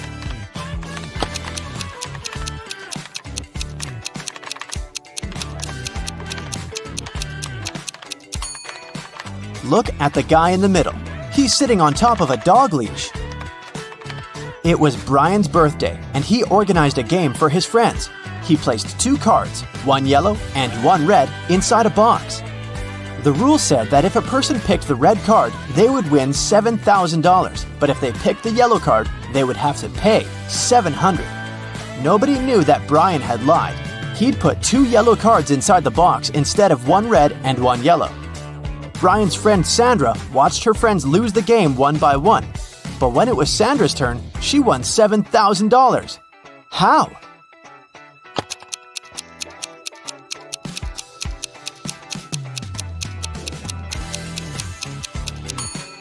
When it was her turn, she picked one of the yellow cards, not showing it to anyone. Then, she picked the remaining card, which was also yellow, and showed it to her friends. Brian had to admit that the first card she'd drawn and hidden was red. Otherwise, all his friends would know he was a liar. Way to go, Sandra. Amy has to escape from a high-security room, but to do so, she has to solve a riddle. There are 2 strings in the room, and the only information she has is that each string takes exactly 1 hour to burn. She needs to time exactly 45 minutes with the help of the strings. How can she do it?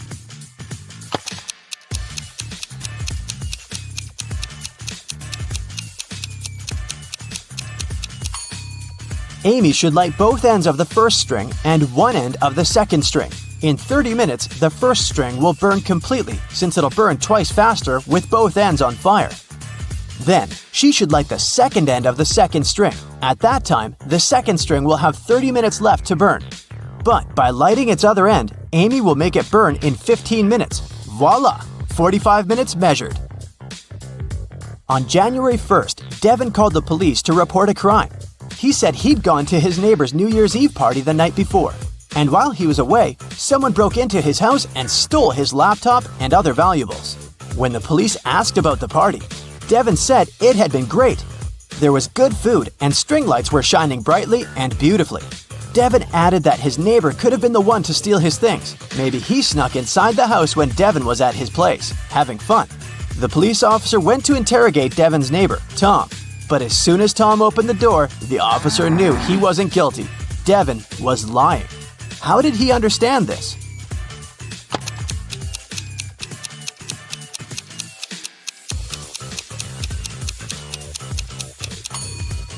Look at the string lights on the tree. They're missing 3 bulbs.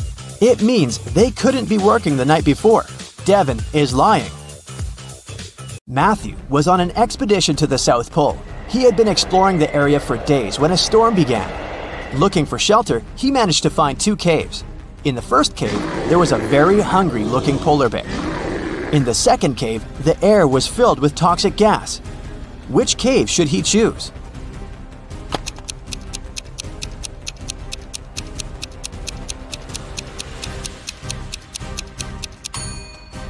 The first cave. Polar bears don't live at the South Pole. Jerry has an apple tree. The number of apples on his tree doubles every week. 30 weeks later, the tree is completely covered in fruit. Can you guess how many weeks the tree will need to become covered in oranges?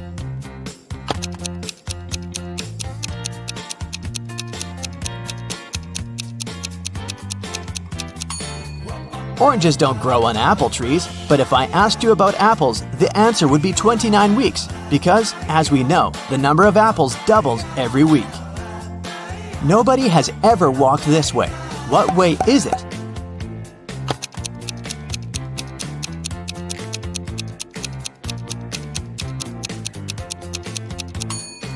The Milky Way. Dave was held in a 150-foot high tower of an ancient castle. In his cell, there was nothing other than a pair of scissors and a 75-foot long rope. Despite this, when the guards came to check on him the next morning, they saw he had managed to escape. How did he do it?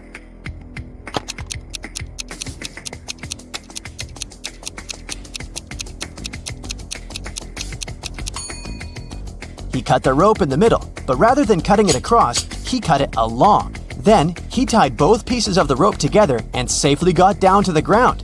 Genius, huh? On the outskirts of the town, there was a haunted house. A group of friends decided to check it out. They went there at night, but as soon as they got there, one of the friends, John, refused to go inside and tried to stop the others. But they just laughed at him and went inside, leaving him behind. There were several terrible crashing sounds coming from the house. And then everything went still. John never saw his friends again. How did John understand that there was something seriously wrong with the house?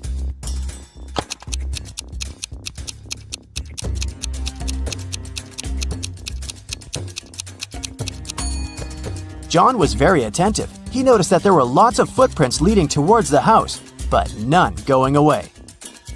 Rachel was in her office when security called her, saying there was a robber in the building and he was trying to escape. She ran to the elevators to get outside.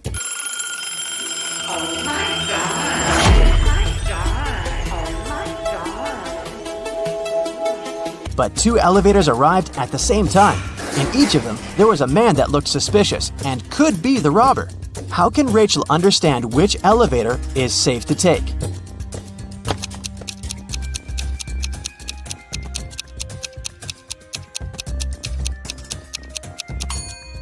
The one that's going up. If the robber is trying to get out of the building, his elevator will be going down.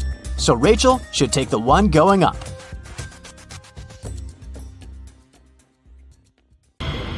Melissa met her guests who came to her birthday party.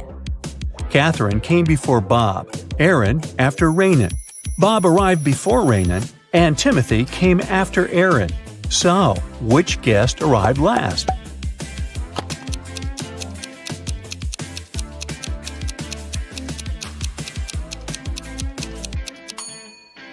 Timothy was the last one to come.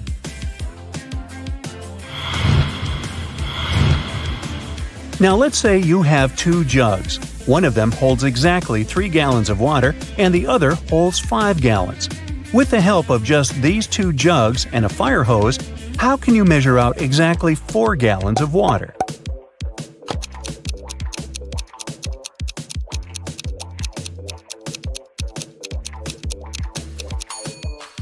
Fill the 5-gallon jug to the top.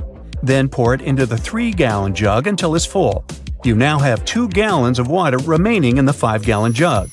Pour out the water from the 3-gallon jug and then pour the 2 gallons from the 5-gallon jug into the 3-gallon one.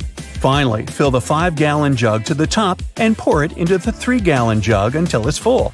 There was only enough space left for 1 more gallon in the 3-gallon jug, so you now have exactly 4 gallons in the 5-gallon jug.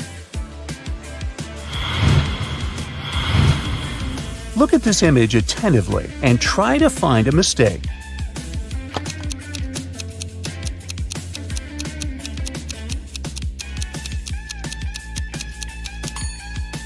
There's no river on the other side of the bridge. Where does it disappear? Now, look at these men very closely. Can you figure out which of them is a fake doctor?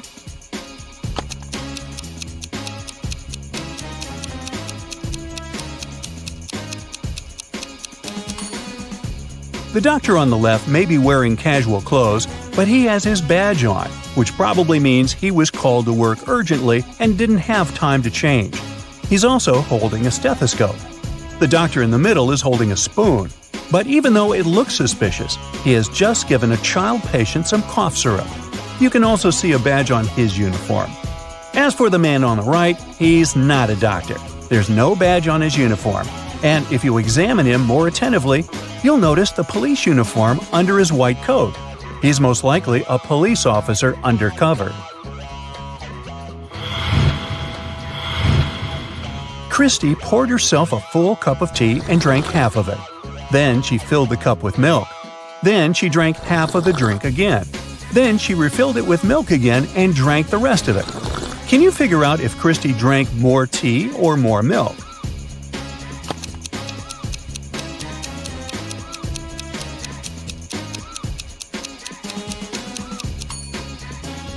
She drank the same amount of tea and milk. Look, Christy ended up drinking all her tea since the cup was eventually empty. Christy refilled the milk 2 times, and every time it was half a cup of milk, totally a full cup of milk. Deceptor, a famous magician, announced that he could throw a ping pong ball in such a way that it would go a short distance, come to a complete stop, and go in the opposite direction. He also clarified that he wouldn't bounce the ball off of any object or tie anything to it, and indeed, he managed to perform the trick. How did he do it?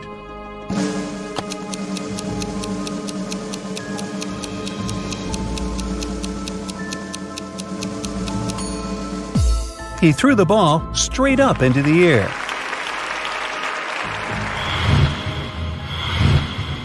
Can you name 4 days of the week that start with the letter T?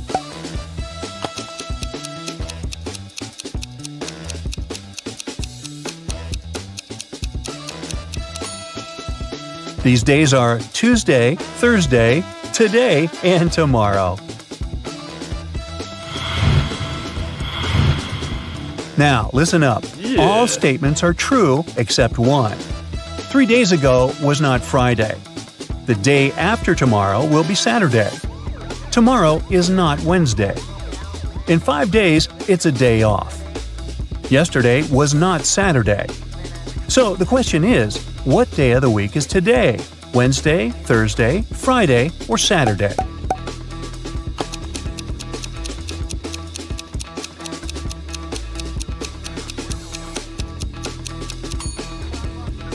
It's Thursday. Let's see how we can figure it out. 3 days ago was not Friday. If this statement is true, then today is not Monday.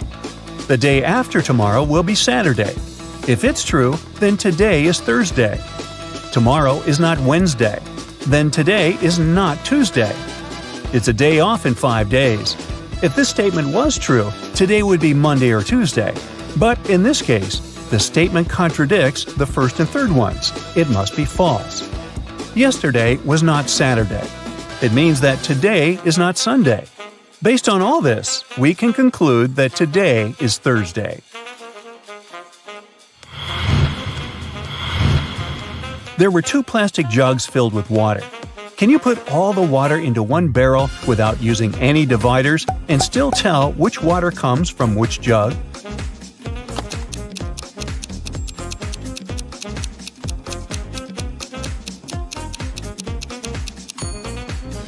You can do it by freezing the water in one or both jugs and then cutting the plastic away, leaving only the ice. After that, you can put the chunks of ice into the barrel. This way, you'll be able to tell which water comes from which jug. A farmer in Florida owns a beautiful pear tree.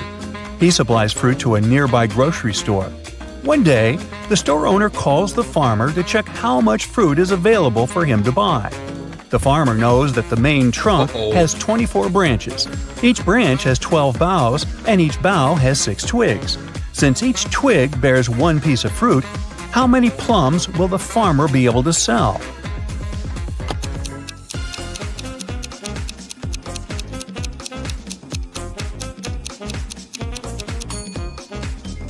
Unfortunately, none. At least not from this tree. A pear tree doesn't produce plums. You have 5 jars with pills. Each pill weighs 10 grams, except for contaminated pills contained in one jar. There, each pill weighs 9 grams. You have a scale, but can you tell which jar has the contaminated pills after making just one measurement?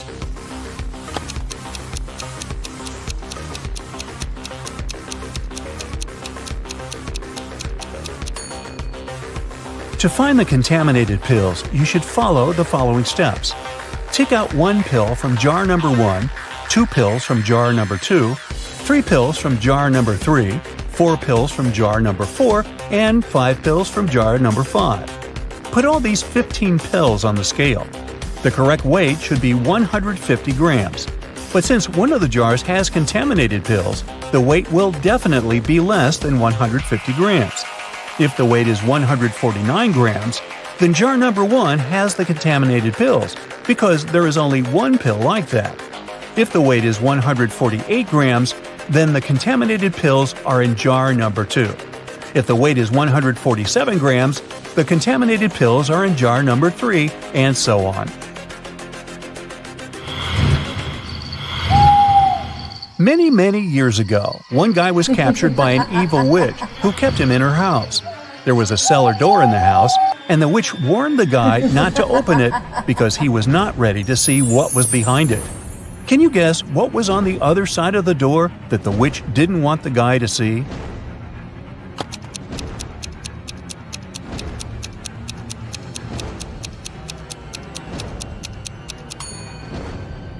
The guy was actually locked in the cellar, and on the other side of the door was the rest of the house and the outside world.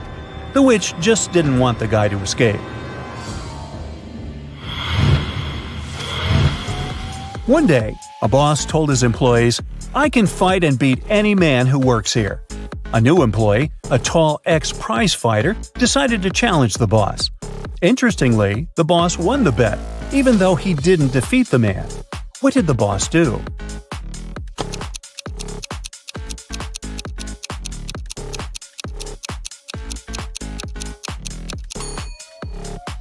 Not to lose face, he fired the new employee on the spot.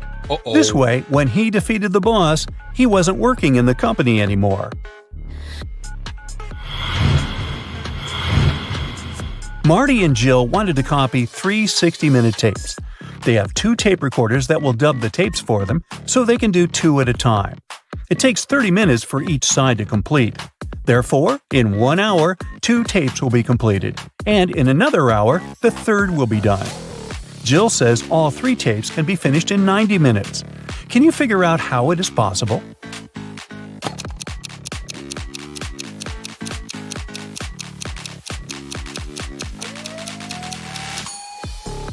Let's call the tapes 1, 2, and 3 with sides A and B. In the first 30 minutes, the guys will work with 1A and 2A. In the second 30 minutes, they will record 1B and 3A. Now, tape 1 is completed. Finally, in the last half hour, they will do tape 2B and 3B.